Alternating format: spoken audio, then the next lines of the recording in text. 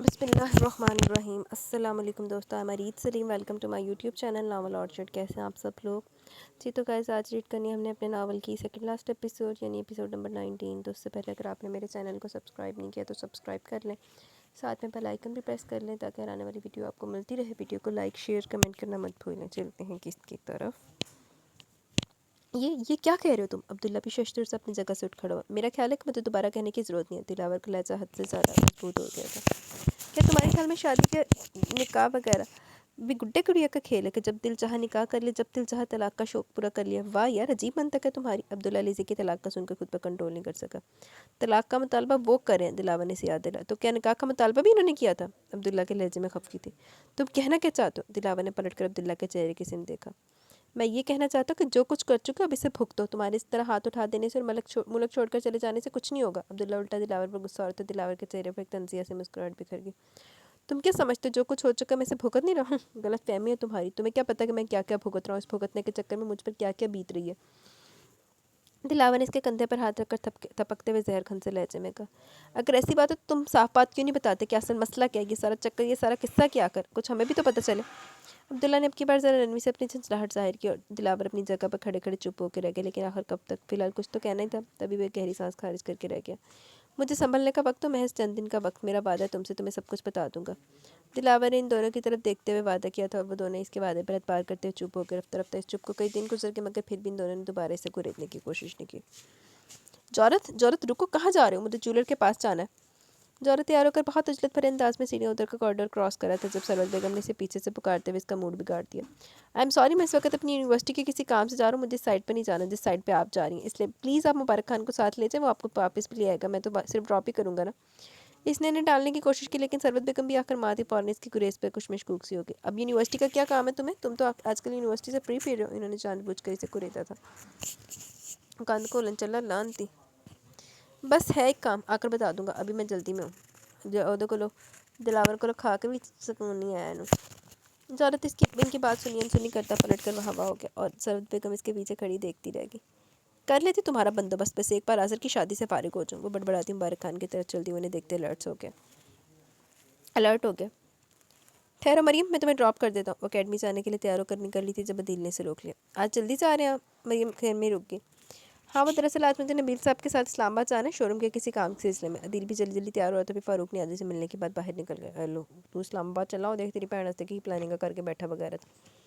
Okay امی، اللہ حافظ۔ ہم انشاءاللہ کل شام تک واپس آ جائیں گے اور اگر کام ختم نہ ہو تو ہم لیٹ بھی ہو سکتے ہیں، لیکن پلیز آپ کو پریشان ہونے کی ضرورت نہیں ہے، میں فون کرتا رہوں گا۔ عدیل ماں سے مل کر انہیں تسلی دیتے ہوئے مریم کے ساتھ ہی گھر سے نکل آئے اور گلی میں نکلتے بائک سٹارٹ کر لی۔ کیا آپ بائک پہ اسلام آباد جائیں گے؟ مریم عجیب مہمکانہ سا سوال کر بیٹھی، اپنے سوال پہ بعد میں خود ہی پچھتائی کیونکہ عدیل ایک بھرپور قسم کا کہکہ لگا کر ہنسا تھا اور وہ جان کی کہ کہکہ اس کی بے وقوفی پر لگایا گیا۔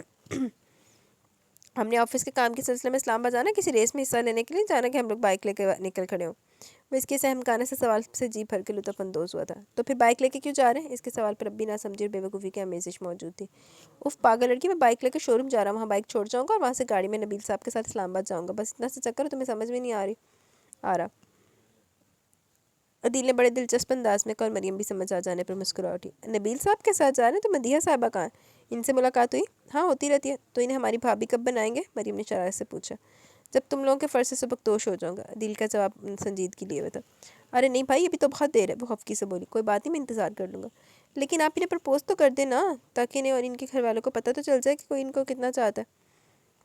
مریم نے اسے ایک ہلکا پھلکا سا مشورہ دیا، لیکن وہ یہ مشورہ ماننے کو بھی تیار نہیں تھا۔ کروں گا پرپوز، لیکن تب جب میں اس کے قابل ہو جاؤں گا، جب مجھے اس کے گھر والوں سے اس کا ہاتھ مانگتے ہوئے شرم محسوس نہیں ہوگی کہ میں اپنی اوقات سے اونچی جگہ پر ہاتھ مارا ہوں۔ لیکن مجھے نہیں لگتا کہ وہ لوگ ایسی سوچ رکھنے والے لوگ ہوں گے۔ مریم اکیڈمی کے سامنے بائک رکتے ہوئے بائک سے اتر آئی تھی۔ لیکن میں تو ایسی سوچ رکھتا ہوں نا۔ خیر چھوڑو اس بات کو، تم اندر جاؤ، انشاءاللہ کل گھر پہ ملاقات ہوگی۔ عدیل نے اسے خداحافظ کہتے بائک کا رخ موڑ لیا۔ مریم اس کے سفر کی سلامتی کی دعا مانگتے ہوئے اکیڈمی کے گیٹ کے اندر داخل ہو گئی اور ان کو گھر سے لے کر اکیڈمی تک فالو کرنے والا جورت اور اس کے دونوں ساتھی دانت پیستے رہ گئے کیونکہ ان کے ہاتھ سے موقع ضائع ہو گیا تھا، اب انہیں 2 بجے کا انتظار کرنا تھا۔ ٹھیک 2:15 بجے وہ اکیڈمی سے نکل آئی اور اس کی طاق میں بیٹھے شکاری فوراً الرٹ ہو گئے۔ اترو، وکی نے جورت کو اشارہ کیونکہ مریم بس اسٹاپ کی طرف جانے والے راستے پر قدم بڑھا چکی تھی، اس لیے جورت بھی فوراً ہی گاڑی سے اترا۔ اس نے بھی مریم کے پیچھے قدم بڑھا دیے اور بالآخر اس کے بے حد قریب جا پہنچا۔ ہیلو، کہاں جا رہی ہوں؟ اپنے عقب میں اپنے بے حد قریبی جورت افندی کی آواز سن کر وہ چلتے چلتے کرنٹ کھا کے پلٹی۔ تم مریم نے جانے کی ایک دم ہی خوفزدہ سی ہوگی، حالانکہ وہ اتنی خوفزدہ پہلے کبھی نہیں ہوئی تھی۔ ہاں میں نے سوچا جہاں جا رہی ہوں مجھے بھی ساتھ لے چلو۔ وہ جان بوجھ کے اسے ہراساں کرنے کے خود لطف اندوز ہونے کی کوشش کر رہا تھا۔ میں تو اپنے گھر جا رہی ہوں۔ مریم کی چھٹی سے پہلے خطرے کا الارم سنانا شروع ہو گئی تھی۔ او یعنی میں تمہارے گھر نہیں جا سکتا، لیکن خیر کوئی بات نہیں، تم تو میرے ساتھ جا سکتی ہو نا۔ وہ خاصی لاپرواہی سے کہہ رہے تو مریم اس کے الفاظ پر چونکی۔ میں سمجھی نہیں۔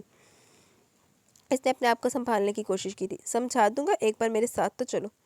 اب جورت کا لہجہ خباثت میں بدلنے لگا۔ کیا مطلب ہے تمہارا؟ وہ 2 قدم پیچھے ہٹ گئی۔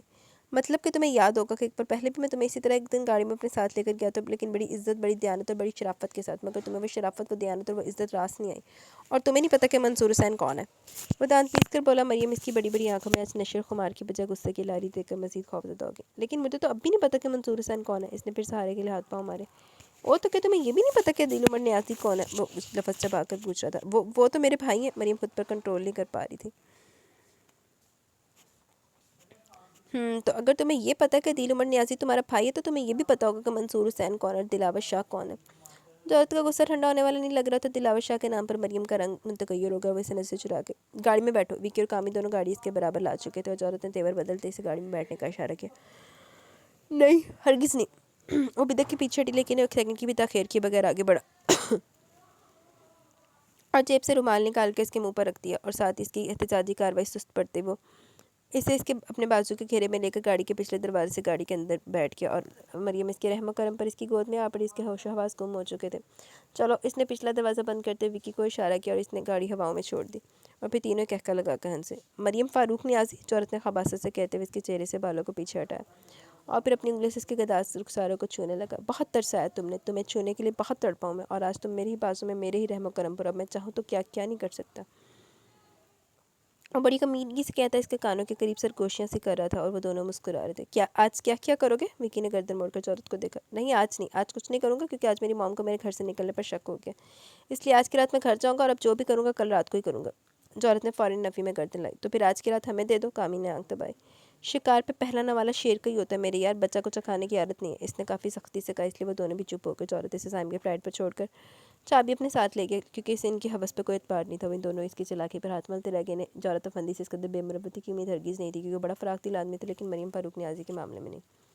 تینوں ہی لعنتی اکتے ود کے بغیر۔ وہ بھی کورٹ سے تھکا رہا واپس آیا تھا کہ اس کے گھر کے لینڈ لائن نمبر پر رنگ بجنے لگی، اور اس نے سیڑھیوں پہ قدم رکھنے کا ارادہ ترک کرتے ہوئے پلٹ کر فون ریسیو کر لیا۔ السلام علیکم۔ اس کا لہجہ گھمبیر اور آواز بوجھل سی محسوس ہو رہی تھی۔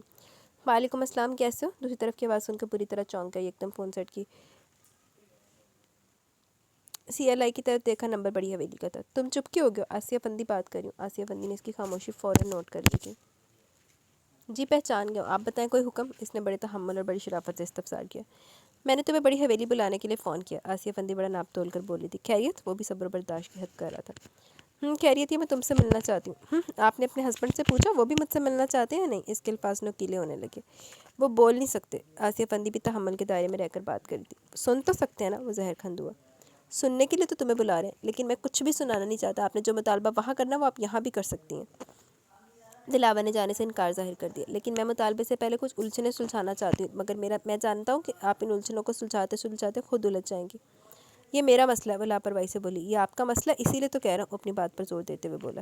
بہرحال جو بھی ہے، میں چاہتی ہوں کہ تم آج رات کا کھانا بڑی حویلی آ کر ہی کھاؤ، اور ہم انتظار کریں گے۔ آسیہ فندی نے اپنا فیصلہ مسلط کرنا چاہا۔ آئی ایم سوری، اس نے انتہائی مختصر سے الفاظ میں انکار کر دیا۔ کیوں؟ آخر ایسی کیا بات ہے جو تمہارے قدموں کو بڑی حویلی آنے سے روک رہی ہے؟ وہ کچھ عجیب سے انداز میں پوچھی تھی۔ بھرم بھرم، اس نے ایک لفظی جواب دیا۔ بھرم؟ مناسمگی سے بولی۔ ہاں بھرم، کیونکہ مجھے پتہ ہے کہ میرے آنے سے بہت سارے بھرم ٹوٹیں گے، اور جہاں بھرم ٹوٹتے ہیں وہاں دل تو بے آوازی ٹوٹ جاتے ہیں، اور کانوں کان خبر بھی نہیں ہوتی۔ وہ تنزیہ سے بولا۔ میں جانتی ہوں کہ تم وکیل ہو۔ ان کا اشارہ اس کی باتوں اور اس کی دلیلوں کی طرف تھا۔ اور آپ یہ بھی جانتے کہ میں ہار بھی چکا ہوں۔ وہ استہزائیہ سے ہنسا۔ تم نے اپنی ہار خود تسلیم کی ہے، کسی منصف نے فیصلہ نہیں سنایا ابھی تک۔ انہوں نے بھی دلیل دی۔ کیونکہ میں حقیقت پسند آدمی ہوں، وقت کے ساتھ ساتھ ہر چیز کو قبول کر لیتا ہوں، چاہے وہ میری ہار ہی کیوں نہ۔ وہ کافی مضبوطی سے بول رہا تھا۔ پھر بھی اپنی زندگی کی سب سے بڑی حقیقت کو فیس کرنے سے گھبرا رہے ہو؟ وہ حیران ہوئی۔ انسان ہوں، گھبرا بھی سکتا ہوں، کیونکہ حقیقت بہت شفاف ہوتی ہے۔ وہ تلخ ہو رہا تھا۔ لیکن میں چاہتی ہوں کہ تم گھبراؤ مت اور حقیقت کو فیس کرو، کیونکہ مجھے لگتا ہے کہ تمہارے اندر کچھ ہے، کچھ ایسا جو تمہیں اذیت دیے ہوئے۔ آسیہ فندی کے لہجے میں نرمی چھلکی۔ مجھے اذیت میں ہی رہنے دے، ورنہ آپ اذیت میں آ جائیں گی۔ اس نے سر جھٹکا۔ اگر زہرا تمہیں اس طرح بلاتی تو تم تب بھی نہ آتے۔ یہ ان کا آخری پوائنٹ تھا جس کو انہوں نے بلاخر استعمال کر ہی لیا۔ یہ آپ کیا کہہ رہی ہیں؟ دلاور کا دل جیسے کسی اتھاہ گہرائی میں جا گرا۔ میں نے جو کہنا تھا کہہ دیا، اللہ حافظ۔ انہوں نے کہہ کر فون بند کر دیا اور دلاور ہاتھ میں پکڑے ریسیور کو دیکھتے رہ گئے۔ وہیں کھڑے کھڑے سوچنے پر مجبور ہو گئے کہ آخر انہوں نے کس دعوے سے بات کہہ کر فون بند کر دیا، آخر کس دعوے سے؟ وہ سوچتا بس سلگتا بس اوپر اپنے بیڈ روم میں آ کر اپنی کن پٹیوں کو مسلتے رہے، سگریٹ بھی سلگا لیا تھا۔ چلو جان دی تیاریاں کرو، سو رہے ہیں وچ سانو بھی بلاخر پاس تو پردہ چوک کے دس ہی دیو کہ کی ہویا سی پاس چ۔ نبیل ڈرائیونگ سیٹ پہ پراسمان ڈرائیو کر رہا تھا، اس کے ساتھ ہی فرنٹ سیٹ پہ بیٹھا عدیل گاڑی میں بجتے میوزک اور نبیل سے ہلکی پھلکی گپ شپ سے لطف اندوز ہو رہا تھا کہ اچانک اس کا موبائل بجنے لگا۔ اس نے موبائل نکال کر دیکھا اور نبیل سے ہلکی پھلکی گپ شپ سے لطف اندوز ہو رہا تھا کہ اچانک اس کا موبائل بجنے لگا۔ اس نے موبائل نکال کر دیکھا، شہریار کا نمبر تھا۔ اس نے سی ڈی پلیئر کا والیوم کم کرتے ہوئے کال ریسیو کر لی کیونکہ شہریار نے بہت دنوں بعد اسے کال کی تھی۔ ہیلو استاد، کیسے ہو؟ شہریار کے لہجے سے ہی لگ رہا تھا کہ بہت خوش ہے۔ ٹھیک ٹھاک، اللہ کا بڑا احسان ہے یار، عدیل بھی جواباً خاصے فریش لہجے میں بولا۔ مجھے کچھ بتانا تھا اس لیے فون کیا۔ شہریار کی خوشی سنبھال نہیں سنبھل رہی تھی۔ ہاں بتاؤ، میں سن رہا ہوں، عدیل ہماتن گوش ہوا۔ مجھے جاب مل گئی، اس نے فوراً خوشخبری سنائی۔ ارے سچ؟ عدیل خوشی سے چہکا۔ ہاں استاد سچ، وہ بھی اپنی خوشی کا اظہار کافی کھل کے کر رہا تھا۔ بہت بہت مبارک ہو یار، مجھے بہت خوشی ہوئی تمہاری جاب کا سن کر۔ عدیل کو واقعی بہت زیادہ خوشی ہو رہی تھی اور اس کا اندازہ اس کے لہجے سے ہی ہو رہا تھا۔ خیر مبارک استاد، میرے گھر والوں کو بھی بہت خوشی ہو رہی ہے، اسی خوشی میں میری اماں آپ سے بات کرنا چاہتی ہیں، یہ لے اماں سے بات کر لیں۔ شہریار نے باتوں باتوں میں آنن فانن اپنا موبائل لے کر اپنی امی کو پکڑا دیا اور عدیل سفر کے دوران نبیل کے ساتھ ماحول کی نزاکت کے خیال سے انکار کرتے کرتے رک گیا کیونکہ تب تک فون ان کے ہاتھوں میں آ چکا تھا۔ ہیلو، دوسری طرف سے شہریار کی امی کی آواز سنائی دی۔ السلام علیکم آنٹی، کیسی ہیں آپ؟ بہت بہت مبارک ہو آپ کو، شہریار کی جاب کا مسئلہ حل ہو گیا۔ عدیل کو مجبوراً بڑی خوش اخلاقی اور خوش دلی سے پیش آنا پڑا۔ وعلیکم السلام بیٹا، میں بالکل ٹھیک ہوں، تمہیں بھی بہت بہت مبارک ہو۔ اللہ نے اتنے بڑے عرصے کے بعد اتنی بڑی خوشی دی ہے، اس خوشی میں ہم لوگ چاہ رہے ہیں کہ اگر ایک اور خوشی مل جاتی تو اس خوشی کا مزہ تو بالا ہو جاتا۔ انہوں نے جیسے تمہید باندھی۔ ایک اور خوشی؟ میں سمجھا نہیں۔ عدیل واقعی نہیں سمجھا تھا۔ وہ دراصل بیٹا ہم لوگ تمہارے گھر آنا چاہ رہے ہیں ایمن بیٹی سے ملنے کے لیے۔ انہوں نے ایمن کا نام لیا، واضح کر دینا مناسب سمجھا تاکہ دل بھی آسانی سے سمجھ جاتا۔ دیکھیے چھوٹے دیے کو نظر ہی رنگ لائی۔ ایمن بیٹی سے؟ آنٹی آپ کہنا کیا چاہ رہی ہیں؟ میں سمجھ نہیں پا رہا۔ عدیل اب بھی نہ سمجھے اور نہ سمجھی کے دائرے میں ڈول رہا تھا۔ ارے بیٹا میں ایمن کے رشتے کے سلسلے میں آنا چاہتی ہوں، میں چاہتی ہوں کہ ایمن میرے شہریار کی دلہن بنے، اس لیے سوچا کہ تمہاری امی ابو سے بھی ملاقات ہو جائے گی، آخر ہم نے انہی کے در پہ تو سوالی بن کے جانا ہے۔ انہوں نے آخر صاف لفظوں میں کہہ دیا اور عدیل ان کے منہ سے ایمن کے رشتے کی بات سن کر خوشی اور حیرت سے بے یقین سا ہو گیا۔ ہیلو بیٹا، تم چپ کیوں ہو گئے؟ ارے نہیں آنٹی، ایسی کوئی بات نہیں، میں دراصل اپنے آفس کے کسی کام کے سلسلے میں اسلام آباد جا رہا ہوں راستے میں، اس لیے فی الحال کچھ نہیں کہہ سکتا۔ البتہ آپ ہمارے گھر آنا چاہتی تو موسٹ ویلکم، آپ جب چاہیں آ سکتی ہیں، باقی باتیں آپ آئیں گی تو بھی ہو جائیں گی۔ عدیل نے فوراً بات سنبھالی۔ ٹھیک ہے بیٹا، تم اسلام آباد سے واپس آ جاؤ، ہم آ جائیں گے لیکن مٹھائی کے ساتھ، آخر شہریار تمہارا دیکھا بھالا لڑکا ہے، بڑی اپنائیت سے بولی اور عدیل مسکرا کے رہ گیا۔ جی آنٹی، اگر اللہ تعالیٰ نے میری بہن کا نصیب شہریار کے اس نصیب سے جوڑا تو میں اپنی بہن کی خوش نصیب لڑکی سمجھوں گا، کیونکہ شہریار واقعی بہت اچھا لڑکا ہے، میرا دیکھا بھالا بھی، وہ باکردار ہے، دیانتدار ہے، محنتی، غیرت مند ہے، اس لیے ہمیں اور کیا چاہیے۔ لیکن پھر بھی آخری فیصلہ امی ابو کا ہی ہوگا، میں ان سے بات کر کے آپ کو بتا دوں گا۔ عدیل نے بھرپور تسلی دی کیونکہ وہ زیادہ نخرے دکھا کر یا موڈ بنا کر انہیں بددل نہیں کرنا چاہتا تھا اور نہ ہی اللہ کے سامنے کوئی ناشکری دکھانا چاہتا تھا۔ ٹھیک ہے بیٹا، ہم دوبارہ فون کر لیں گے، تم خیریت سے جاؤ، خیریت سے آؤ، اللہ حافظ۔ انہوں نے امی سے کہہ کر فون بند کر دیا اور عدیل اللہ کی اتنی کرم نوازی پر دلی دل میں شکر گزار ہو رہا تھا کہ چلو شکر ہے کوئی تو ابتدا ہوئی۔ لڑکا کیسا ہے؟ نبیل بھی اس کی ساری گفتگو سن چکا تھا، اس نے جان بوجھ کے اس کی بات میں انٹرسٹ ظاہر کیا۔ اچھا، بلکہ بہت اچھا، میرے ساتھ ورک شاپ پہ کام کرتا تھا، جیسے ورک شاپ بند ہوئی ہم لوگ بے روزگار ہو کے رہ گئے، لیکن پھر بھی ہمت کسی نے بھی نہیں ہاری اور آج جسے بھی جاب مل گئی، اچھی جاب ہے، وہ مطمئن اور خوش ہے اور اس کے گھر والے اس کی خوشی کے بعد اس کا رشتہ طے کرنا چاہتے ہیں۔ عدیل بتاتے بتاتے آخر میں چپ ہو گئے۔ تمہاری سسٹر کے ساتھ؟ نبیل جان بوجھ کر ایسا سوال پوچھ رہا تھا۔ جی، فوائز سے بولا۔ تو کیا خیال ہے تمہارے اس رشتے کے بارے میں؟ اتفاقاً یہ بات چھڑ گئی، وہ اس کے سارے خیالات جاننا چاہتا تھا۔ میری طرف سے کوئی انکار نہیں ہے، مجھے امید ہے کہ امی ابو بھی کوئی انکار نہیں کریں گے کیونکہ ایسے اچھے رشتے بار بار نہیں ملتے۔ کیا ہوا جو مالی لحاظ سے تھوڑا ویک ہے لیکن باقی ہر لحاظ سے بہت اسٹرانگ ہے نا؟ نیت اور کردار کا کھرا، بس میں اسی چیز میں مطمئن ہوں اور مجھے پتہ ہے کہ میری بہن کو ہمیشہ بہت خوش رکھے گا، اگر نہ بھی رکھ سکا تو اللہ مالک ہے۔ زندگی میں اپ ڈاؤن تو آتے ہی رہتے ہیں، ماں باپ کے گھر میں مشکل اٹھانا پڑے تو لڑکیاں برداشت کر لیتی ہیں، تو سسرال جا کر کوئی مشکل آ جائے تو انہیں بھی وہ بھی برداشت کرنی چاہیے، صبر اور ہمت کے ساتھ۔ دل کی باتوں نے نبیل کے ذہن کی رہی کشمکش بھی دور کر دی، وہ چند سیکنڈ میں ریلیکس ہو گیا۔ اچھی سوچ ہے تمہاری، مجھے بہت خوشی ہوئی سن کر، ہر ماں باپ اور بہن بھائیوں کو ایسی مثبت سوچ رکھنی چاہیے، انشاءاللہ اللہ اچھے نصیب کرے گا۔ نبیل نے اس کے خیالات اور اس کی سوچ کو سراہا تھا۔ آمین، دعا کیجیے گا، عدیل آہستگی سے بولا۔ اپنے بارے میں کیا سوچیں؟ نبیل نے گردن موڑتے ہوئے اسے ایک نظر دیکھا۔ کیا مطلب؟ عدیل جھٹکا۔ یہی شادی وغیرہ کے سلسلے میں کیا پلاننگ ہے تمہاری؟ نبیل اپنے مطلب کی بات جاننا چاہتا تھا اور عدیل اس کے سوال پر چپ ہو کر رہ گیا۔ بولو نا، کچھ تو سوچ ہی رکھا ہوگا، نبیل اسے بولنے پر اکسا رہا تھا۔ نہیں ابھی کچھ بھی نہیں سوچ رکھا، ابھی مجھے اپنے بہنوں کے فرض سے فارغ ہونا اور پھر مجھے اپنا گھر اسٹیبلش کرنا ہے، اس لیے اپنے بارے میں کبھی بھی نہیں سوچا اور نہ ہی کبھی کوئی پلاننگ کیا دل نفی میں سر لاتے ہوئے کا۔ لیکن میں چاہتا ہوں کہ تم اپنے بارے میں بھی سوچو، کیونکہ میں اپنی بہن کے فرض سے فارغ ہونا چاہتا ہوں۔ نبیل نے سے 1000 وولٹ کا کرنٹ لگا دیا۔ دل نے سے کرنٹ کے ہاتھوں مجبور ہو کر ایک دم نبیل کی طرف دیکھا۔ وہ ڈرائیو کرتے ہوئے گاڑی کی سکرین کی طرف دیکھ رہا ہے تو بہت پرسکون نظر آتا ہے۔ یہ کیا کہہ رہے ہیں آپ؟ عدیل ہکلا گیا۔ میں جو بھی کہہ رہا ہوں بہت ذرا سوچنے سمجھنے پرکھنے کی بات کہہ رہا ہوں۔ مگر نبیل صاحب، میں جانتا ہوں عدیل تم مدیہ میں انٹرسٹڈ ہو، اور یہ بھی جانتا ہوں کہ وہ بھی تمہیں پسند کرتی ہے، بلکہ یہ کہنا بھی ٹھیک ہی ہوگا کہ تم دونوں ایک دوسرے سے محبت کرتے ہو۔ محبت ایک بے اختیاری جذبہ ہے، یہ کہیں بھی کسی کے ساتھ بھی ہو جاتی ہے۔ اس میں انسان کی اپنی کوئی مرضی کو کوشش شامل نہیں ہوتی، اس لیے تم دونوں کی کوئی غلطی نہیں ہے۔ آخر تم لوگ بھی انسان ہی ہو، لیکن میں چاہتا ہوں کہ یہ محبت ایک مضبوط رشتے میں بدل جائے، زیادہ اچھا رہے گا اور ہمیں بھی کچھ سکون مل جائے گا۔ نبیل نے بڑے اچھے اور احسن طریقے سے ساری بات واضح کرتے دل کو حیران پریشان چھوڑ دی کہ کسی ایک کے بعد دیگرے 2 جھٹکے لگ چکے تھے، ان 2 جھٹکوں نے سے چکرا کے رکھ دیا۔ کیا بات ہے، تم خاموش کیوں کہ کچھ غلط کہہ دیا میں نے؟ نبیل نے ذرا سامنے سکرین سے نظریں ہٹا کر دل کسی نے دیکھا اور دل نظریں جھکا گیا۔ لیکن فی الحال خود کو اس قابل نہیں سمجھتا کہ میں سوالی بن کے آپ کے در پر آ سکوں، بہت آہستگی سے بولا۔ تو تم کس قابل اور کس قابل ہی میں اچھی طرح سمجھتا ہوں، تم باکردار ہو، دیانتدار ہو، محنتی ہو، کیا چاہیے ہمیں؟ یہی ساری کوالٹیز ابھی تھوڑی دیر پہلے تم نے گنوائی ہیں اور یہی ساری کوالٹیز تم میں آلریڈی موجود ہیں، پھر کیوں تم ہمارے در پہ سوالی بن کے نہیں آ سکتے؟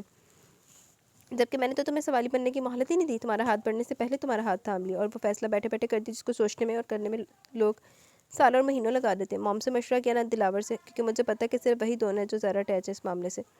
لیکن مجھے پورا یقین ہے کہ تمہارے بارے میں میرا یہ فیصلہ سن کر انہیں بھی بہت خوشی ہوگی، کسی قسم کا کوئی اعتراض نہیں ہوگا۔ نبیل بہت تحمل اور اپنائیت سے بات کر رہا تھا، اس لیے اب دل کے پاس کہنے کے لیے کچھ بھی نہیں تھا، آخر وہ مزید کیا کہتا۔ تم بے شک فی الحال بارات لے کر نہ ہو، لیکن ایک رنگ بنا کر مدیہ کو اپنے نام سے منسوب کر لو تو یہ بھی رشتے کے مضبوط کرنے کے لیے کافی ہوگا اور دونوں فیملیز میں ایک نئے رشتے کی ڈور بھی بن جائے گی۔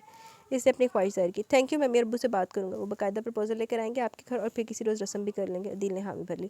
اوکے، تو پھر اب صاحب نہیں بلکہ نبیل بھائی ہونا چاہیے، کیونکہ مجھے بھی تمہاری شکل میں اپنا ایک بھائی نظر آ رہا ہے، چھوٹا بھائی، جو اب ہمیشہ ہر غم اور ہر خوشی میں میرے شانہ بشانہ اس طرح قدم بڑھائے گا اور طویل سفر میں میرا ساتھ دے گا۔ نبیل نے اس کے اپنے درمیان کی اجنبیت اور غیریت مٹانے میں لمحہ نہیں لگا اور عدیل اس کی بات میں مسکرا دیا۔ انشاءاللہ، کیونکہ آخر اللہ تعالیٰ نے بیٹھے بیٹھے اس کی جھولی خوشیوں سے بھر دی تھی اور اس کی زندگی کے 2 مشکل ترین کاموں کو اس کے لیے آسان بنا دیا، اسے ذرا سی بھی پریشانی نہیں اٹھانی پڑی۔ اللہ تیرا لاکھ لاکھ شکر ہے، تو رحیم و کریم ہے، تو جو چاہے کر سکتا ہے، بن مانگے بھی مرادیں پوری کر دیتا ہے۔ دل کا رواں اللہ کے حضور شکر گزار مشکور ہو رہا تھا، اس کا دل چاہ رہا تھا یوں راستے سے واپس لوٹ جائے اور اپنے ابو اور مریم کو دونوں خوشخبریاں جا کر سنائے، لیکن کیا کرتا ہے، اس سفر میں نبیل کا بھی ساتھ دینا تھا اور اسے کسی بھی مقام پہ اکیلا نہیں چھوڑنا تھا۔ خوشخبریاں تو جا کے نہیں سنائیں گا، حالت نہیں خبر ملنی ہے جا کے مریم دی۔ امی پلیز چپ ہو جائیں، اگر ابا کو بھنک بھی پڑ گئی تو ہمارے لیے مزید مسئلہ کھڑا ہو جائے گا، ان کی طبیعت بگڑ گئی تو بہت برا ہوگا۔ ایمن اور ایمان دونوں ہی آفتہ خاتون کو سنبھالنے کی کوشش کرتی کیونکہ شام حد سے زیادہ گہری ہو چکی تھی اور مریم ابھی تک گھر نہیں آئی۔ انہوں نے 1-2 بار پی سی او سے اور ایک بار ساتھ والی کلثوم کے نمبر سے مریم کے نمبر پر کال کرنے کی کوشش کی، لیکن اس کا نمبر کئی بار ٹرائی کرنے کے بعد بھی آف ہی مل رہا تھا، اور بار مایوس اور پریشان سے گھر واپس لوٹ آئی تھی۔ اور جیسے جیسے وقت گزر رہا تھا شام کی گہری سے گہری ہوتی جا رہی تھی، ان کا دل وہم اور خدشوں میں ڈوبتا چلا جا رہا تھا، اس کی آنکھوں سے آنسو بہتے چلے آ رہے تھے۔ تو کیا کروں، چپ ہو کر بیٹھ جاؤں؟ وہ نہیں آئی تب بھی سکون سے کھانا کھا کر اپنے بستر پہ جا کر سو جاؤں؟ انہوں نے روتے روتے سسکیوں کے درمیان پوچھا۔ ہم ایسا کب کہہ رہے ہیں امی، لیکن پلیز خود کو سنبھالیں اور میرے ساتھ چلیں، ہم دوبارہ فون ٹرائی کرتے ہیں۔ ایمن نے سنبھالنے کی کوشش کی۔ اور کتنا ٹرائی کریں گے؟ 4 بجے سے فون ٹرائی کرنا شروع کیا، لیکن ایک بار بھی رنگ نہیں کی، کال نہیں ملی اور نہ ہی فون آن ہوا۔ پتہ نہیں کیا ہوا میری بچی کے ساتھ، نہ جانے کس حال میں ہوگی، کہاں ہوگی، ایسا کون سا حادثہ پیش آیا کہ اس کی کوئی خبر ہی نہیں مل رہی۔ آپ ہوتے بلک بلک کے رو رہی تھی۔ تو پھر ایسا کرے، بھائی کو فون کرے، انہیں گھر بلا لیں۔ ایمان نے دوسرا مشورہ دیا۔ کیسے بلاؤں اسے، اتنے گھنٹے تو اس کے سفر میں کٹ جائیں گے اور یہ شام آدھی رات میں ڈھل جائے گی، اور اگر شام آدھی رات میں ڈھل گئی تو ہم حال یاد رہ جائیں گے، ہمارے پاس کچھ بھی نہیں بچے گا، ہم لٹ جائیں گے، برباد ہو جائیں گے، ہمارے پاس کچھ بھی نہیں بچے گا۔ آفتہ خاتون زاروں قطار رو رہی تھی، ایمن اور ایمان کی آنکھوں میں بھی آنسو آ گئے، اپنی ماں سے لپٹ کر وہ دونوں بھی خوب روئیں اور پھر بڑی ہمت اور حوصلہ مجتمع کرتے ہوئے وہ دونوں ماں بیٹی دل کو فون کرنے کے لیے گھر سے نکل کھڑی ہوئی۔ پی سی او کے ان کے گھر سے خاصا دور تھا، اس لیے وہ دونوں اندر سے ڈر بھی رہی تھی، لیکن افسوس کہ قسمت نے اتنا بھی ساتھ نہیں دیا۔ نبیل اور دل دونوں میٹنگ میں تھے اور فون سائلنٹ پہ تھے، اس لیے دل کو پتہ ہی نہیں چلا کہ ایمن اور امی سے کال کرتی رہی ہیں، اور دل کی طرف سے مایوس ہونے کے بعد تو آفتہ خاتون کی کمر ہی ٹوٹ گئی، وہ پاؤں گھسیٹتی ہوئی گھر آئی تھی اور چارپائی گرنے کے ساتھ ہی ہچکیوں سے رونا شروع کر دیا، کیونکہ انہیں اب تاریکی اور اندھیرے کے سوا کچھ نظر نہیں آ رہا تھا۔ آپ نے دلاور شاہ کو کال کی تھی؟ کیا کہتا ہے وہ؟ آسیہ نے آفس سے واپس آتے ہی سبزار کیا اور آسیہ پندی نے سیڑھیوں پر ٹھٹکنے والی کومل کی طرف دیکھا، جو اپنی شادی کے دنوں میں بھی ٹھیک طرح سے خوش نہیں ہو پا رہی تھی۔ اور وجہ کیا تھی؟ آسیہ پندی بھی جان گئی تھی۔ ہاں کی تھی کال، آ جائے گا کچھ دیر تک، انہوں نے بہت نپے تلے سے لہجے میں بتایا۔ ٹھیک ہے آج تو بہتر ہے، اگر کچھ فائنل ہو یہ معاملہ یوں تو لٹکائیں رکھنا نا ہم نے۔ آزا کے لہجے میں غصہ اور خفگی تھی، جس پر آسیہ فندی نے ایک نظر ٹھہر کر اسے دیکھا۔ وہ اس گھر میں آپ لوگوں کی لڑائی جھگڑے کے لیے پھر دشمنی کے لیے نہیں آ رہا، مہمان بن کر آ رہا ہے۔ میں نے اسے کھانے پر انوائٹ کیا، جو بھی بات ہوگی کھانا کھانے کے بعد ہوگی۔ اور ساتھ ساتھ تم یہ بھی مت بھولو کہ علیزہ اب بھی اس کے نکاح میں، اس کا حق اور اختیار ہم سے زیادہ، وہ چاہے تو اب بھی بہت کچھ کر سکتا ہے، اس لیے پلیز ہم سب کو بہت سوچ سمجھ کر بات کرنا ہوگی۔ انہوں نے آزر کے تیور دیکھ کر اسے پہلے سمجھا دینا بہتر سمجھا، جس پر آزر خاموش ہو گیا۔ سینوں کی ریلنگ پہ ہاتھ رکھ کر کھڑی کومل کو اندر اندر بہت خوشی اور تسلی ہوئی کہ چلو شکر ہے ابھی کوئی امید تو باقی ہے نا۔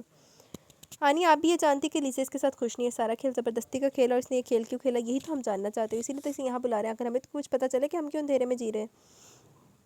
آزر تیش میں آ کر خاموش ہو جانے کے بعد بھی ایک بار پھر بول پڑا، صبر اور صرف صبر، جہاں اتنا وقت گزر گیا وہاں تھوڑا سا اور صحیح، ورنہ کبھی کبھی یہ بھی ہوتا ہے کہ انسان کو لینے کے دینے پڑ جاتے ہیں۔ انہوں نے آزر کو کچھ جتا ہوئے ان کی بات میں مزید کچھ بھی کہے بغیر ضبط کرتا اندر ہی اندر سلگتا ہوا آگے بڑھ گیا۔ کومل کا دل چاہ کے آگے بڑھ کر آسیہ فندی کو باہوں میں بھر کر پھینچ لینے نے بہت حقیقت پسندی سے کام لیا تھا۔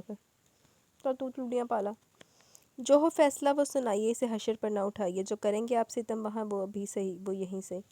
ملا کر اس نے بڑی حویلی کے گیٹ پر رکتے ہوئے گاڑی کے ہارن پر ہاتھ رکھی دیا، اور اس کی گاڑی کے ہارن پر جہاں چوکیدار عارف نے ایک دم الرٹ ہو کر گیٹ کھولا، وہیں پر باقی حویلی کے باقی افراد بھی اپنی اپنی جگہ بڑی غیر محسوس انداز میں الرٹ سے ہو گئے۔ اس کی چمکتی دمکتی سرف بڑی سبک رفتاری سے آگے بڑھتی حویلی کے طویل اور انتہائی کشادہ سے ڈرائی وے پر آ رکی تھی، اور چوکیدار عارف منصور حسین کی پرسنالٹی روب دیکھتا رہ گیا۔ ایک بار اس کا دل چاہا کہ وہ آگے بڑھ کے اس سے ملے، لیکن پھر اس کا موڈ دیکھتے وہیں کا وہیں رک گیا، اور دلاور شاہ گاڑی سے اتر کے اندر کی طرف قدم بڑھا چکا تھا، لیکن اس کا ایک ایک قدم اس کی ذات پر عذاب ثابت ہو رہا تھا۔ اس کے جسم کی رگیں پھٹ رہی تھی اور دماغ میں الگ ابال سے اٹھ رہے تھے، لیکن پھر بھی وہ قدم اٹھا رہا تھا اور محشر کے میدان کی طرف جا رہا تھا، کیونکہ اس وقت بڑی حویلی کے لیے محشر کے میدان سے کچھ کم نہیں تھی، اور اس نے اس سے بچنے کی کوشش بھی بہت کی مگر نہیں، اسے اس روز حساب کا سامنا کرنے پر مجبور کیا گیا تھا، اسے آنا ہی پڑا تھا۔ اور جب وہ آئی کیا تو دیکھنے والوں کو ایک دم پتھر اور سپاٹ نظر آ رہا تھا، شاید اس لیے آسیہ فندی سے کوریڈور میں داخل ہوتے دیکھ کر خود کوریڈور کے دوسرے سرے پر ہی رک گیا۔ وہ طویل کوریڈور اپنے مضبوط قدموں سے طے کرتا ان کے قریب آ گیا۔ السلام علیکم، ان کے سامنے رکتے ہوئے اس نے اپنی نظریں چھپا لی تھی۔ وعلیکم السلام، جیتے رہو۔ وہ دونوں ایک دوسرے سے ملاقات کی فارمیلٹی نبھا رہے تھے، یہ بات وہ دونوں ہی جانتے تھے۔ آپ کیسی ہیں، آپ کی صحت؟ اس نے بات بڑھانے کی کوشش کی۔ الحمدللہ ٹھیک ہے اور صحت بھی اچھی ہے، آؤ ڈرائنگ روم میں بیٹھتے ہیں۔ وہ اسے ڈرائنگ روم کی طرف اشارہ کرتے ہوئے بولی۔ دلاور نے چپ چاپ ڈرائنگ روم کی طرف قدم بڑھا دی۔ بیگم صاحبہ، عائشہ بی بی نے کہا کہ دلاور صاحب کو لے کر بڑے صاحب کے کمرے میں آ جائیں۔ ان دونوں کے بڑھتے قدم رجو کی آواز پر رک گئے، اور آسیہ فندی نے بے ساختہ دلاور کے چہرے کی سمت دیکھا، جبکہ وہ ان کے منہ سے کچھ سننے کا منتظر کھڑا تھا۔ اچھا ٹھیک ہے، تم چلو ہم آتے ہیں۔ انہوں نے اس بات میں سر ہلاتے ہوئے رجو کو وہاں سے بھیج دیا، اور پھر دوبارہ سے اپنا اس کی طرف دیکھا۔ آؤ وہیں چلتے ہیں، وقار سے بھی ملاقات ہو جائے گی تمہاری۔ انہوں نے بہت اچھے طریقے سے وقار فندی کے بیڈ روم کی طرف چلنے کا کہا، اور دلاور نے پہلی بار ایک عصیت بھری سانس کھینچتے ہوئے سر خم کر دیا، ان کے ساتھ چل پڑا۔ پھر دونوں آگے پیچھے چلتے وقار فندی کے بیڈ روم میں داخل ہوئے، اور داخل ہوتے ان کے قدم جیسے اپنی جگہ جم سے گئے، کیونکہ سامنے وقار فندی کے سہانے اس کی دشمن جہاں اس کی اپنی زوجہ بیٹھی ہوئی تھی، اور اس نے بھی اندر آتے ہوئے اپنے مزاج خدا کو نظر اٹھا کر سرتا پا دیکھا۔ رجو کا تصادم ہوتے ہوئے نظر چرا کی، نہ سلام کیا نہ دعا کی، بلکہ کچھ اس طرح سے پوز کے جیسے جانتی نہ ہو۔ وہ جو اسے ایک نظر دیکھ کر اندر سے ایک دم موم کی طرح پگھلا تھا، اس کے نظریں چرا لینے سے فوراً ہی کسی پتھریلے پہاڑ میں تبدیل ہو گیا، جس پر اب کچھ بھی اثر نہیں ہو سکتا تھا، یہاں تک کہ لیزے کی موجودگی کا احساس بھی نہیں، کیونکہ وہ اس سے اور اس کی موجودگی کے احساس سے انجان ہو چکا تھا۔ السلام علیکم، اس نے ذرا ٹھہرے ہوئے لہجے اور اونچی آواز میں سلام کیا۔ وعلیکم السلام بیٹا، کیسے ہو؟ عائشہ فندی صوفے سے اٹھ کر اس کے سامنے آ کے اس کے کندھے پر بڑی محبت سے ہاتھ پھیرتے اس کا حال احوال پوچھا۔ جی ٹھیک ہوں، اس نے بڑے مختصر سے الفاظ میں جواب دیا۔ آؤ بیٹھو، انہوں نے صوفے کی طرف اشارے کیا۔ Thank you.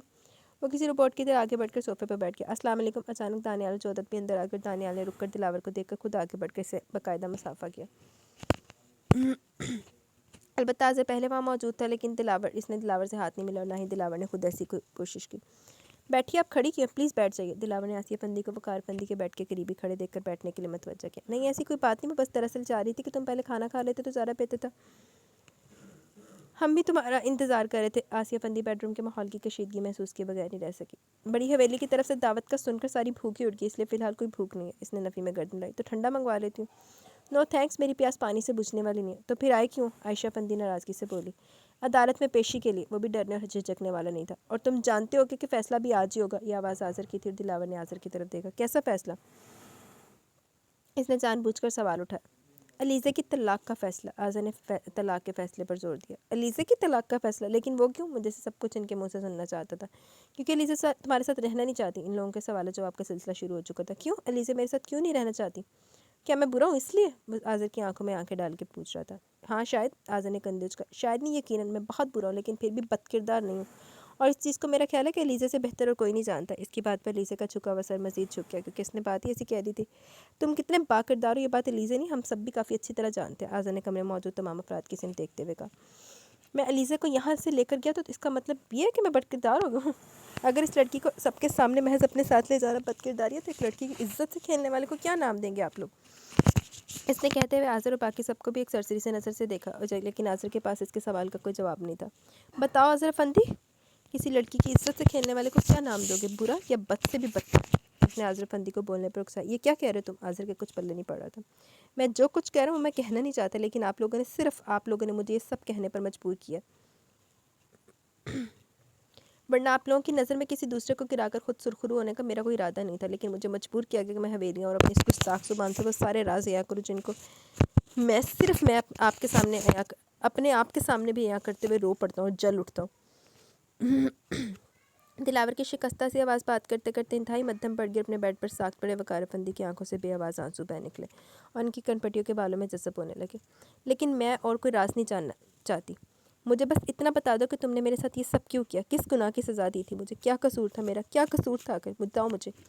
دلاور کی بات سنتے سنتے علیزہ پھٹ پڑی اور دلاور نے اس کے سوال پر ایک دم نظر اٹھا کر اسے بہت ہی زخمی نظروں سے دیکھا جیسے بہت اذیت میں بتانا نہیں چاہتا علیزہ، اس بات کو رہنے دو. وہ پھر بھی گریز سے کام لے رہا تھا. کیوں رہنے دے؟ اس لیے کہ تمہارے پاس کہنے کے لیے کچھ بھی نہیں، تم جھوٹے ہو، بد کردار ہو، بد نیت ہو. آذر نے بھی سارے نشترچے بھور ڈالے. تمہارے دل میں کوئی بات ہے تو تم بتاتے کیوں نہیں ہو؟ یہ سوال عائشہ افندی کی طرف سے آیا تھا. کیونکہ مجھے پتہ ہے یہاں بہت سارے رشتوں کے بھرم ٹوٹیں گے. اس نے پھر بھی ان سب کو باز رکھنا چاہا. لیکن پھر بھی ہم سب سچ سننا چاہتے ہیں. دانیال نے بھی مداخلت کی. سچ سننے کے لیے حوصلے کی ضرورت ہوتی ہے. دلاوری نے بارہا روک رہا تھا. چل دس دے، کیوں سسپینس سٹا پائی جانا.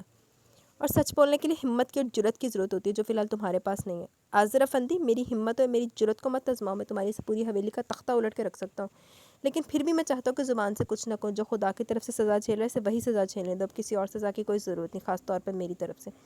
لیکن ہم چاہتے کہ تم بتاؤ، تم بتاتے کیوں نہیں؟ آخر تم نے ایسا کیا کیوں تھا؟ آسیہ افندی بھی کہے بغیر نہیں رہ سکے اور دلاور نے محض ایک سرسری سے نظر آسیہ افندی پر ڈالی، پھر وقار افندی کی طرف دیکھا. اپنے شوہر وقار افندی سے پوچھے کہ میں نے ایسا کیوں کیا تھا، کس لیے سزا دی تھی، کیا قصور تھا علیزہ افندی کا.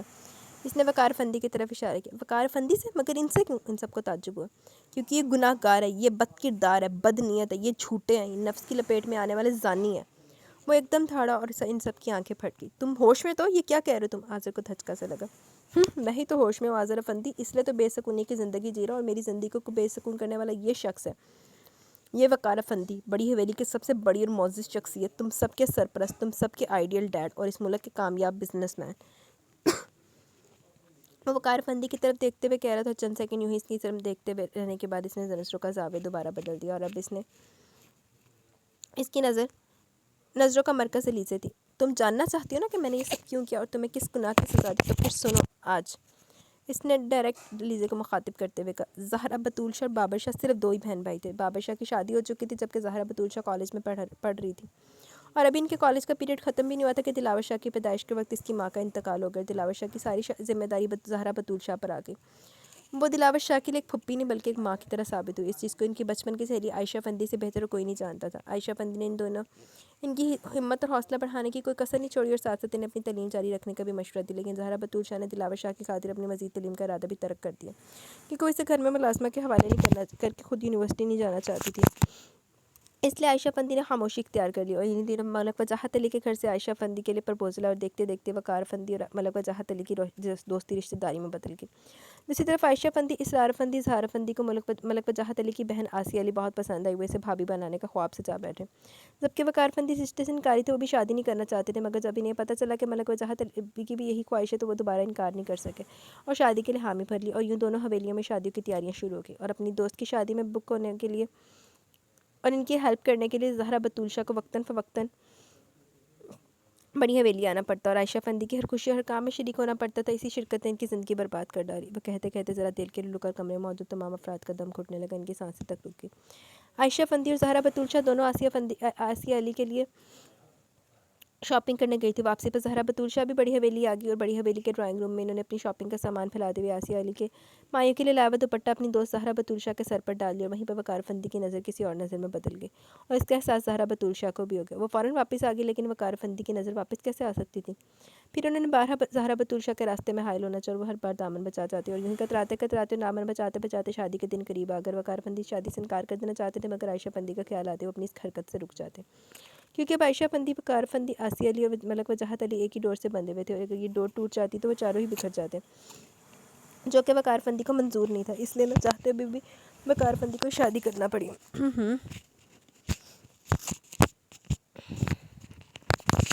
और यूँ आयशा फंदी ब्याह कर बड़ी हवेली से मलक हवेली चली गई और आसिया फंदी मलक हवेली से बड़ी हवेली आ गई। सब कुछ बज़ाहिर ठीक चल रहा था, लेकिन वकार फंदी का जहन अब भी शादी से पहले वाली ख्वाहिशों में अटका हुआ था और इस ख्वाहिश में 4 साल गुजर गए। इन 4 सालों में इनकी कोई औलाद भी नहीं हुई। अलबत्ता आयशा फंदी के यहाँ दानियाल की आमद हो चुकी थी। 3 माह का हो गया था।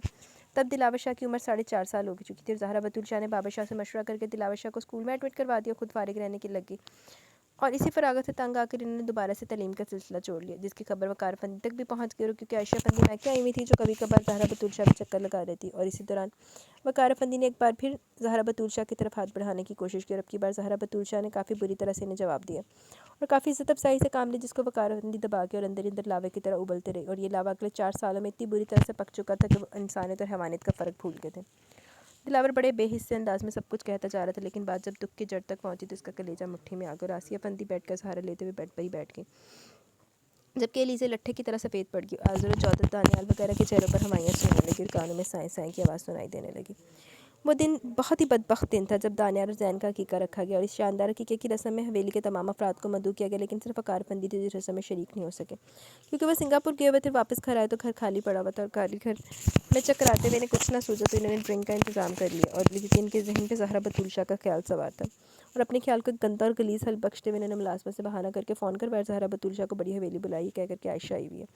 ज़हरा बतूल शाह ने सवाल उठाया कि आयशा के बेटों का तो हकीक है, लेकिन मुलाजमा ने बहाना कर दिया कि आयशा फंदी की तबीयत ख़राब होने की वजह से कीका चंद दिन के लिए मुलतवी कर दी गई और फिर रुका और लीज़े के चेहरे को देखा जहाँ जर्दियाँ उतर रही थी। ज़हरा, आयशा फंदी ने अपने दोनों हाथ अपने मुंह पर रख लिए, क्योंकि इनके मुंह से बेसाख्ता एक सिसकी सी उभरी थी। दिलावर शाह इस वक्त 8.5 साल का था जब ज़हरा बतूल शाह को आयशा फंदी के नाम पर धोखा देकर हवेली बुलाया गया। हालांकि हवेली बिल्कुल खाली पड़ी थी, लेकिन इस खाली हवेली में एक दरिंदा दिलावर शाह की फुप्पी के लिए ताक लगाए बैठा था और दिलावर शाह को खबर ही नहीं हो सकी। वो बड़ी हवेली के लॉन में चकराता रहा, अपनी फुप्पी की वापसी का इंतजार करता रहा। इस इंतजार में इसकी बेचैनी भी शामिल थी। वो बार बार मुलाजमत से इस्तफसार करता रहा कि अम्मा कब आएगी, और मुलाजमा हर बार इसे बातों में बहला फुसला कर किसी और चीज़ की तरफ मतवज्जा कर देती, लेकिन आखिरकार दिलावर शाह तंग आकर अंदर आ गया, मगर अंदर कोई भी नहीं था। अलबत्ता सीढ़ियों के नीचे बने बेसमेंट से रोने की और चीखने की आवाज़ें आ रही थी। फिर दिलावर शाह दीवानावार भागा था। दिलावर शाह यानी मैं दिलावर शाह अपनी माँ की आवाज़ सुनकर मेरे जिस्म में करंट भर गया। मैं सीधा बेसमेंट में जा पहुंचा, मगर बहुत देर हो चुकी थी। मेरी माँ सब कुछ गंवा चुकी थी। इसका दामन दागदार हो चुका था, इसकी हुर्मत लुट चुकी थी। दरिंदा अपनी दरिंदगी आजमा गया और मैं फटी फटी आंखों से अपनी माँ की हालत देखता रह गया, जो बेसमेंट के फर्श पर बैठी रो रही थी और वो चीख रही थी। कहते कहते इसकी आंखें सुर्ख पड़ गई, जैसे इसकी आंखों से खून छलक रहा, और ज़िंदगी के इस अज़ियतनाक मरले पर वकार फंदी ने सख्ती से आंखें भींच ली और शिद्दत दिल से अपने लिए मौत की दुआ की, मगर वो नहीं जानते थे कि अल्लाह ने इनकी सांसें इनके लिए सज़ा बना डाली हैं। मैंने इन हाथों से अपनी अम्मा के बिखरे वजूद को संभाला और इनसे लिपट कर इन्हें चुप करवाने की कोशिश की और फिर बड़े मुश्किलों से इन्हें अपने साथ लेकर बड़ी हवेली से निकल आया। लेकिन बड़ी हवेली से निकलते हुए मैंने दुआ की कि अल्लाह वकार फंदी को भी बेटी दे और इसकी बेटी का भी वही हशर हो जो आज मेरी माँ का हुआ। मैं इस वक्त बहुत छोटा था, लेकिन मेरी अक्ल, मेरी समझ और मेरी सोच बहुत बड़ी थी, मगर मैंने ये तो सोचा ही नहीं था कि इस एक दिन में मेरा पूरा घर बर्बाद होकर रह जाएगा। दिलावर से मज़ीद बोलना मुश्किल हो गया था, इसके गले में फंदा सा लगने लगा। मैं अम्मा का हाथ पकड़े घर में दाखिल हुआ और सामने खड़े बाबर शाह को देखकर मेरा भी पूरा जिस्म काम किया। वो अम्मा की हालत देखकर बड़ी तेज़ी से करीब और अम्मा को दोनों कंधों से थाम लिया। फिर उन्होंने अम्मा को इस कदर झंझोड़ा कि अम्मा का सख्ता टूट गया और उनके कदमों में गिरकर रो पड़ी। इनकी कोई बहन नहीं थी, माँ नहीं थी, भाभी नहीं थी जिसे अपना दुख कहती, सिर्फ और सिर्फ एक भाई था। इस भाई से वे दुख कैसे छुपा सकती थी, इसलिए वह सब कुछ कह दी। बाबर शाह जीते जी मर गए। इन्होंने बहन को संभाला और अपने कदमों से उठाकर सीने से लगा इन्हें इनके बेडरूम में छोड़कर अपने कमरे में कि अपना रिवॉल्वर निकाला और घर से निकल गए। लेकिन घर से निकलने से पहले ये ज़रूर कह कर गए थे कि अगर वो आज की तारीख में वकार फंदी को ना मार सके तो खुद को मार डालेंगे। वो ज़रा तौक़ुफ़ के लिए रुका और फिर ऐसा ही हुआ। बड़ी हवेली पहुंचे तो पता चला वकार फंदी कराची चले गए, इसलिए वो नाकाम और मायूसी से वापस लौटा। लेकिन शिद्दत गज़ब से दिमाग में इस कदर उबाल उठ रहे थे कि इनसे बर्दाश्त करना मुश्किल हो गया और इन्होंने रास्ते में चलते चलते खुद को गोली मार दी थी। اور زندگی سے رہی سہی امید بھی ختم ہو گئی تھی۔ بابر شاہ کی میت گھر میں داخل ہوتے دیکھ کر جہاں اماں پاگلوں کی طرح چیخیں، وہاں میرا بھی برا حال ہو گیا، اور ہم ایک ہی دن میں سب کچھ لٹا کر خالی ہاتھ اور اکیلے ہو گئے تھے۔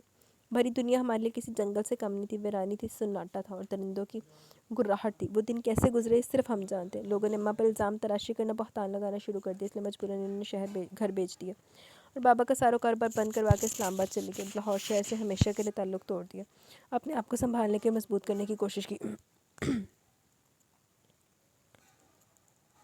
لیکن اس واقعے کے ٹھیک 3 مہینے بعد وہ پھر سے ایک عذاب سے گزرے۔ جب کچھ نہ بن پڑا تو انہوں نے زہر کا پیالہ پیتے ہوئے وقار افندی کو آفس میں فون کیا اور ان سے ان کا نام مانگا، اپنے لیے نہیں بلکہ اس بچے کے لیے جو ناجائز تھا، ناپاک تھا، حرام تھا۔ عائشہ افندی کی آنکھوں سے آنسو ایک تواتر سے بہہ رہے تھے اور آسیہ افندی کے جسم پر کپکپی سی طاری ہونے لگی، لیکن وقار افندی نے انتہائی صفاقی سے انکار کر دیا، یہ کہہ کر کہ اگر ویسا کچھ کریں گے تو ان کی بہن عائشہ کی زندگی بھی برباد ہو جائے گی۔ میں آسیہ پر کوئی سوتا نہیں لا سکتا، نہ آسیہ کو کوئی دھوکہ دے سکتا، اور ویسے بھی میرا ایک اسٹیٹس اسٹینڈرڈ ہے، میں اپنے مقام سے نیچے نہیں آنا چاہتا، ہمارے درمیان جو کچھ ہوا اسے بھول جاؤ اور ابارشن کروا دو، اسپتال کا سارا خرچہ میں افورڈ کروں گا۔ دلاور ایک بار پھر چپ ہو گیا کیونکہ اس سے بات کرنے کا سلسلہ جاری رکھنا مشکل ہو رہا تھا، بولا ہی نہیں جا رہا تھا، اور ان کے اس جواب پر اماں پر کیا گزری یہ میں جانتا ہوں۔ اور ٹھیک 2 دن بعد ملک وجاہت علی کو ہارٹ اٹیک ہوا اور وقار افندی کی بہن کی زندگی بھی برباد ہوگی، وہی زندگی جس کو وہ آباد رکھنے کا بہانہ کرے تھے۔ پھر عائشہ افندی پہ کیا گزری وہ بھی اچھی طرح جانتے تھے۔ ملک وجاہت علی کی 40ویں کے بعد ملک شرافت علی کی بری نظر عائشہ افندی پر جا پڑی۔ انہوں نے بھاوت سے شادی کا شوشہ بھی چھوڑا مگر عائشہ افندی نے انکار کر دیا، اور اسی انکار سے مشتعل ہو کر انہوں نے عائشہ افندی کی عزت پر ہاتھ ڈالنے کی کوشش بھی کی، لیکن ان کی قسمت اچھی تھی کہ ملک شرافت علی کی بیوی نے انہیں بچا لی اور وقار افندی کو فون کر کے عائشہ افندی کو بڑی حویلی لے جانے کا کہا اور ساری سچویشن بھی بتائی۔ تب وقار افندی بہن کو حویلی آ کر یہ نوشہ پیدا ہوئی، لیکن ملک شرافت علی نے ملک وجاہت علی کے بچوں کو جائیداد میں سے آگ کر دینے کا فیصلہ سنا دیا، جن کو وقار افندی نے فوراً قبول کر لیا اور آسیہ افندی سے پوچھا کہ وہ کیا رہنا چاہتی ہیں، اپنے گھر والوں کے پاس یا وقار افندی کے پاس۔ تب آسیہ افندی نے گھر والوں کو ہمیشہ کے لیے چھوڑ کر وقار افندی کا ساتھ دیا تھا اور اپنی نند اور بھاوج عائشہ کی بھر کے دل جوئی کی، کیونکہ وہ بہت بڑے حادثے سے گزری تھی۔ اسی دکھ کے عالم میں انہوں نے زہرا کو بھی یاد کیا، مگر وقار افندی ٹال گئے، کہہ کر انہوں نے بہت ڈھونڈا مگر زہرا بطول شاہ کا کچھ پتہ نہیں چلا۔ شاید وہ بھائی کی ڈیتھ کے بعد گھر بیچ کر کسی سے شادی کر کے ملک سے باہر چلی گئی اور عائشہ افندی نے ان سے کہے پر اعتبار کر لیا، لیکن انہیں یہ نہیں پتہ تھا کہ زہرا بطول شاہ پہ کیا کیا بیتی ہے۔ ان سب باتوں کی معلومات مجھے بہت سالوں بعد لاہور آنے پر ملی اور میں نے اندر ہی اندر ملازمین سے بہت کچھ جانا تھا، لیکن وہ بچہ آسیہ افندی کے ہونٹ کپ آئے تھے، مردہ پیدا ہوا تھا، بہت پتھریلے لہجے میں بولا۔ وقار افندی نے تو ابارشن کا کہہ دیا، لیکن ویسا نہیں کر سکی، وہ بچہ پیدا کرنا چاہتی تھی، اس بچے کے ذریعے وقار افندی کا گریبان پکڑنا چاہتی تھی، مگر اللہ تعالیٰ کو شاید کچھ اور ہی منظور تھا، اس لیے بچہ مردہ پیدا ہوا اور ماں زندگی کے ایک اور بھیانک اور اذیت ناک رخ دے کر رہ گئی اور خود کو اللہ کی رضا پر چھوڑ دیا۔ پھر ان کی زندگی کا مرکز دلاور شاہ کی ذات تھی اور انہوں نے اپنا غم، اپنی خوشی، اپنے خواب، اپنی خواہش سب دلاور شاہ سے وابستہ کر لیے۔ حالانکہ وہ پہلے بھی بہت پیار کرتی تھی اور بہت توجہ دیتی تھی، مگر اب اس پیار توجہ میں شدت آ گئی۔ ان کی رات اور ان کے دن کا محور ہی دلاور شاہ تھا، اور میں بھی سب کچھ بھول کر صرف انہی کی ذات کو ترجیح دیتا تھا، کیونکہ وہ میرے لیے ماں بھی تھی اور باپ بھی۔ انہوں نے میرے لیے بہت زیادہ جدوجہد بھی کی، پہلے کالج میں لیکچرار رہی، پھر اب اس کالج میں اپنا پیسہ انویسٹ کر کے پرنسپل کا عہدہ سنبھال لیا، گھر سیٹ کیا، مجھے پڑھایا لکھایا، پھر میرے بابا کا شوق پورا کرنے کے لیے مجھے لندن بھیج دیا۔ وہیں پہ میری نبیل اور عبداللہ سے دوستی ہوئی اور زندگی کے 5 سال اماں سے دور گزارنے کے بعد پاکستان آیا تو میرے دل میں صرف ایک ہی عزم تھا، لاہور جانا، وقار افندی سے انتقام لینا۔ اماں کو جب میرے ارادوں کی خبر ہوئی تو بہت پریشان ہوئی، انہوں نے مجھے روکا بھی تھا، مگر میں قسم کھا چکا تھا کہ اگر میں بابر شاہ کا بیٹا ہوں تو ایک بار وقار افندی کو وہ اذیت دیکھ کر ہوں گا جس اذیت سے بابر شاہ زہرا بطول شاہ گزرے تھے۔ تب انہوں نے مجھے میرے حال پر چھوڑ دیا، یوں میں لاہور آیا، یہاں گھر لیا، نئے سرے سے لاہور شہر میں اپنا مقام بنا، وقار افندی کو اذیت دینے کے تمام انتظامات بھی کر لیے، اور اس انتظام میں پہلا کام یہ کیا کہ مبارک خان کو اپنے ساتھ شامل کیا۔ مبارک خان اسلام آباد میں میٹرک تک میرا کلاس فیلو رہا تھا، پھر اس نے اسکول چھوڑ دیا اور اپنے گھریلو حالات کی وجہ سے کام کرنا شروع کر دیا۔ وہ کب اور کیسے لاہور پہنچا یہ میں نہیں جانتا، لیکن اسے وقار افندی کے خاص ملازم کی حیثیت سے دیکھ کر مجھے بہت خوشی ہوئی تھی۔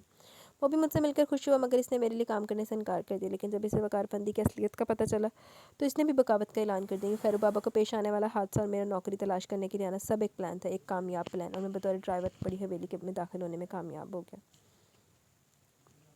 میں چاہتا تو علیزہ افندی کو کڈنیپ بھی کروا سکتا تھا، اس کے ساتھ برا بھی کر سکتا تھا، مگر میری ماں کا حکم تھا کہ وقار افندی مت بننا، وقار افندی بنوں گا تو مجھے کبھی بخشیں گی نہیں، حال بتہ وقار افندی کو اذیت جتنی بھی دوں وہ کم ہے۔ لیکن میں کیا کرتا، میں جب علیزہ افندی کو دیکھتا میرا خون کھولتا تھا، میرے اندر غضب کے ابال اٹھتے، مگر میں بے بس تھا، میں پابند تھا، اس لیے صبر اور برداشت سے کام لیتا رہا، اور اسی طرح مری میں علیزہ کے بیڈ روم میں نے علیزہ کے ساتھ کچھ فوٹوگراف بنوائے تھے۔ انفیکٹ میں علیزہ اور وقار افندی دونوں کو ہی بے بس کر دینا چاہتا تھا۔ میں چاہتا تھا کہ علیزہ میرے پاس سے بھاگنے کی، احتجاج کرنے کی، میری بات سے انکار کرنے کی کوشش نہ کرے، اس لیے ضروری تھا پہلے اسے کنٹرول کیا جاتا، اور میں نے ایسا ہی کیا۔ علیزہ کی برتھ ڈے کی نائٹ میں اس کے پاس آئی، اسے کہا کہ میری بیوی ہے، وہ حیران ہوئی، احتجاج بھی کرنا چاہا اور انکار بھی۔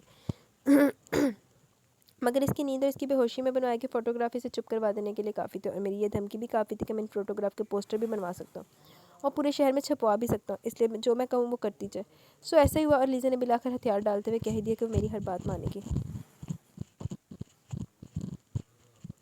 کہ وہ میری بیوی ہے، اور ایک بیوی کی حیثیت سے میں اسے آپ سب لوگوں کے سامنے اپنے ساتھ لے کے، لیکن وہاں جا کر بھی میں نے اپنے گھر کی بیسمنٹ میں ڈال دیا۔ لیزا کے بارے میں پتہ چلا تو اماں بھی اسلام آباد سے آگے وقفے وقفے سے مجھے تنبیہ کرتی رہی کہ کسی لڑکی کی عزت سے کھیلنے کا کبھی سوچنا بھی مت، اگر سوچو گے تو ایک بار میرے بارے میں ضرور سوچ لینا۔ عورت قابل احترام ہستی ہے، عورت محبت کا پیکر ہے، عورت اس دنیا کا زیور ہے، عورت مرد کی ہوس پوری کرنے کے لیے نہیں بنی، عورت مرد کا غصہ سہنے کے لیے نہیں بنی، عورت مرد سے مرد کے انتقام کے لیے نہیں بنی، اس لیے تمہیں کوئی اجازت نہیں دیا کہ تم وقار افندی کا انتقام الیزا افندی سے لو اور اس کی سزا سے دو۔ وہ ایک عورت ہے، اور ایک عورت کا دکھ مجھ سے بہتر کوئی نہیں جان سکتا۔ دلاور نے عازت، جورت اور دانیال کی طرف دیکھا جو دم بخود سے پھٹی پڑی آنکھوں سے ہنوز دلاور شاہ کو دیکھے جا رہے تھے۔ زہرا بطول شاہ ظالم نہیں تھی، بلکہ ایک مضبوط، اعلیٰ ظرف اور غیرت مند عورت تھی۔ زندگی سے اتنے زخم اٹھانے کے باوجود بھی انہوں نے سر اٹھا کر زندگی گزاری تھی، اور اپنی محرومی اور تکلیفوں کا بدلہ الیزا افندی سے ہرگز نہیں لیا۔ جب الیزا نے مجھ سے کہا کہ مجھ سے نکاح کر لو، مجھے اپنا نام دے دو، تو خدا گواہ کہ میں وقت کے اس ہیر پھیر اور اللہ تعالیٰ کی بے آواز لاٹھی پر دنگ رہ گیا۔ الیزا نے میرے پاؤں بھی پکڑے تھے، لیکن میں کچھ کہہ نہیں سکا، البتہ روح تک کام ضرور کیا، کیونکہ میں زہرا بطول شاہ کا بیٹا تھا، اور زہرا بطول شاہ نے مجھے ہمیشہ عورت کی عزت کرنا سکھایا، احترام کرنا سکھایا تھا، کسی عورت کا سر اپنے قدم میں جھکانا نہیں سکھایا تھا۔ اس لیے میں نے جب یہ مسئلہ ان کے سامنے رکھا تو انہوں نے زندگی میں ایک بار پھر مجھے حیران کر ڈالا، یہ کہہ دے کہ ٹھیک ہے، تم اسے لے کر آئے ہو تو تمہاری وجہ سے بدنام ہوئی، تو تم ہی اسے اپنا نام دو گے، نکاح کر لو اسے، تم مرد ہو، وہ عورت ہے، اور عورت ہمیشہ اپنی عزت کی خاطر مرد کا سہارا لیتی ہے، مرد سے اپنا نام مانگتی ہے۔ جو نام نہیں دیتے وہ نامرد ہوتے، بے غیرت ہوتے، عورت کی عزت کو عزت نہیں بنا سکتے۔ اور تب میں خاموش ہو گیا، واپس لاہور آ گیا، ان سے سوچنے کے لیے وقت مانگا، اور وہ مطمئن ہو گئی تھی۔ پھر وہ لاہور آئیں، اور یوں ہی ایک روز اسپتال میں وقار افندی سے سامنا ہوتے ہوئے وہ خود پر کنٹرول نہیں رکھ پائیں، اور ان کا ایکسیڈنٹ ہو گیا۔ لیکن اس کے ایکسیڈنٹ کے باوجود بھی اپنی آخری سانسوں کے دوران انہوں نے میرے ہاتھ جوڑ دی تاکہ میں الیزا سے نکاح کر لوں، اور میں نے سر جھکاتے ہوئے ان کا کہا مان لیا، کیونکہ میں ان کا کہا کبھی ٹال ہی نہیں سکتا تھا۔ اور وہ الیزا افندی سے کیا وہ وعدہ پورا کر کے، وہ چاہتے چاہتے وقار افندی کو معاف بھی کر کے، اور میرے لیے ایک اپنے کا انتظام بھی کر کے، ایک ایسا اپنا جو سب سے زیادہ پرایا نکلا، جس نے یہ ثابت کر دیا کہ اس کی رگوں میں واقعی وقار افندی کا خون ہے۔ دلاور شاہ کا یہ جملہ کوئی اور وقت ہوتا تو الیزا کے لیے قابل فخر ہوتا، لیکن اس وقت یہ جملہ اس کے لیے کسی گالی یا کسی تماچے سے کم ثابت نہیں ہوا تھا۔ اس لیے الیزا نے یکدم اس تماچے سے بل بلا کر اس کی طرف دیکھا، اور وہ تھا کسی دیکھ رہا تھا، اس کے اس دیکھنے میں کیا کچھ نہیں تھا، آخر طنز، تمسخر، کاٹ اور تلخی سب کچھ ہی تو تھا، اور اس سے بھی بڑھ کر یہ تھا کہ اس کی آنکھوں میں شکوہ تھا، شکایتیں تھی، اور ایک بیگانہ پن بھی تھا۔ بتاؤ لیزا، کسی کو معاف کرنا اعلیٰ ضعف ہونا کتنا مشکل ہوتا ہے؟ دلاور نے ڈائریکٹ لیزا سے سوال کیا، مگر لیزا کے پاس الفاظ ہوتے تو وہ جواب دیتی، کتنا فرق ہے تم میں اور زہرا بطول شاہ میں نے تمہارے ساتھ کچھ بھی نہیں کیا، پھر بھی تم مجھے معاف نہیں کر سکی۔ اور وقار افندی نے انہیں جیتے جی مار ڈالا، پھر بھی انہوں نے اسے معاف کر دیا۔ میں نے اپنے غصے اور انتقام کے جذبات میں آ کر جو کچھ بھی کیا وہ سب برا سہی، لیکن پھر تمہاری عزت رکھ لی، اور پھر تمہیں اپنا نام دے دیا، مقام دے دیا، اپنے دوستوں میں، اپنے جاننے والوں میں تمہاری عزت بنائی، تمہارا احترام کیا، تمہارا بھرم رکھا، لیکن تم سے وفا نہیں ہو سکی، اور نہ ہی تم وفا کو سمجھ سکی۔ شاید تمہیں نہیں پتہ کہ عورت ہونا تو بہت آسان بات ہے، لیکن عورت ہونے کو نبھانا بہت مشکل کام ہے۔ عورت تو بہت حساس ہوتی ہے، لیکن تمہیں نہ تو زہرا بطول شاہ کی کوئی بات یاد رہی، نہ ہی دلاور شاہ کی۔ وہ تمسخر سے کہتا ہوا پھر رکا، تمہیں یاد ہوگا میں نے تم سے ایک بار کہا تھا کہ بڑی حویلی والے محبت بڑی حویلی والوں کی سمجھ کی چیز نہیں، تو میری جان وہ میں نے سچ کہا تھا، یہ تمہاری سمجھ کی بھی چیز نہیں ہے، کیونکہ تم بھی اس حویلی کا بیج ہو، اس لیے مجھے تم سے کوئی شکایت نہیں، اور نہ ہی تم سے کوئی شکوہ۔ تم اس حویلی میں رہنا چاہتی ہو رہو، تم اپنے پاپا کے ساتھ رہنا چاہتی ہو رہو، میری طرف سے آزاد ہو، میں تمہیں کل ہی طلاق بھجوا دوں گا، کیونکہ تم جانتی ہو نا کہ میں واقعی زور زبردستی کا قائل نہیں ہوں، جو ہے وہ ٹھیک ہے، جو نہیں ہے وہ بھی ٹھیک ہے، بس میری تو یہی سوچ اور یہی عمل ہے۔ البتہ جانے سے پہلے تم سے اتنا ضرور پوچھوں گا کہ بتاؤ اس سارے قصے میں دلاور شاہ کہاں کہاں غلط اور کہاں کہاں برا، آج اس قصے کے بارے میں تمہارا انصاف کیا کہتا ہے پھر؟ اس نے آخر میں الیزا کو اپنے سوالوں کی زد میں رکھ لیا، اور سوال بھی ایسے تھے جن کے جواب میں الیزا کو ڈھونڈنے سے بھی نہیں مل سکتے تھے، اور وہ اپنی جگہ پہ گنگ سی بیٹھی رہ گئی۔ بولو الیزا، آج تمہارا انصاف کیا کہتا ہے آخر؟ اس نے اپنے سوال پر زور دیتے ہوئے الیزا کو بولنے پر اکسایا، لیکن الیزا تو جیتے جی زمین میں زندہ گڑ گئی تھی، بولنے کی سکت کہاں سے لا دی؟ مجھے بھی پتہ ہے، اور مجھے کل بھی پتہ تھا کہ حویلی والوں کے پاس کوئی انصاف نہیں۔ وہ انتہائی تلخی سے اپنی جگہ سے اٹھ کھڑا ہوا، اور ہاں ذرا افندی، میری بد کرداری بدنیتی کے بارے میں کچھ کہنا تو میں اب بھی حاضر ہوں، لیکن اپنے حق میں بات کرتے ہوئے اتنا ضرور کہوں گا، میں وقار افندی جیسا با کردار معزز و عزت دار نہیں ہوں، ہاں اتنا بد کردار ضرور کہ آپ کی بیٹی جیسی یہاں سے لے کر گیا تھا ویسی آج یہاں چھوڑ کے جا رہا ہوں، وہ جیسی پہلے تھی آج بھی ویسی ہے، اور آج یہاں سے جاتے ہوئے آپ سب کے سامنے یہ اعتراف کرنے میں کرتا ہوں کہ مجھے فخر ہے اپنے مرد ہونے پر کہ میں نے ایک مرد سے نفرت اور دشمنی کا انتقام ایک عورت سے نہیں لیا، حالانکہ میں چاہتا تو آسانی سے اپنا انتقام لے سکتا تھا، مگر مجھے وقار بندی بننا گوارا نہیں تھا، کیونکہ میں جانتا تھا کہ میرا اللہ اور میرا ضمیر مجھے ملامت کرتے رہیں گے اور مجھے سکون سے جینے نہیں دیں گے۔ دلاور نے آخری بات کہی تھی اور اس پر ایک طائرانہ نگاہ ڈالی۔ ہر چہرے پر دکھ تھا، اذیت تھی، بے یقینی تھی، اور سب سے بڑی بات کہ سب کے چہروں پر آنسو تھے، مگر ان کا یہ دکھ، یہ اذیت اور یہ آنسو اس کے کس کام کے تھے بھلا؟ اسے کیا فائدہ تھا؟ اگر اب سب کچھ بیکار تھا، اس لیے وہ لاپرواہ تھا۔ اینی وے، آپ لوگوں نے دعوت دی، بلایا، کٹہرا سجایا، بہت اچھا لگا۔ میں تو پہلے عدالتوں کٹہروں کا عادی ہوں، ایک عدالت اور سی۔ خیر اب چلتا ہوں، تھینک یو۔ اس نے الوداعی کلمات ادا کیا۔ لیزا نے ایک دم سر اٹھا کے اسے دیکھا، ہمیشہ کی طرح اس وقت بھی دلاور اسے دیکھ رہا تھا، لیکن جن نظروں سے دیکھ رہا تھا وہ لیزا کو کاٹ دینے کے لیے کافی تھی۔ اللہ حافظ۔ اس نے دروازے کا ہینڈل گھما کر دروازہ کھولتے ہوئے خدا حافظ کہا اور کمرے سے باہر نکل گیا، مگر جس نظر سے اسے دیکھ کر گیا تھا وہ نظر علیزے کو لیزے سے بیگانہ کر گئی، توڑ کر لے گئی تھی اسے، اور اس کے یوں سامنے سے ہٹ جانے پر وہ لیزے کو ایسا لگا جیسے دنیا میں اندھیر ہو گئی ہو اور سو تاریکی سے چھا گئی، جس سے گھبرا کے وہ بے ساختہ پکاری تھی، ڈرائیور! آواز اتنی مدھم جیسے بڑبڑائی ہو، ڈرائیور! لیکن اب کی بار اس کی آواز بہت بلند تھی، اتنی کہ وہ سب بھی ہڑبڑا گئے۔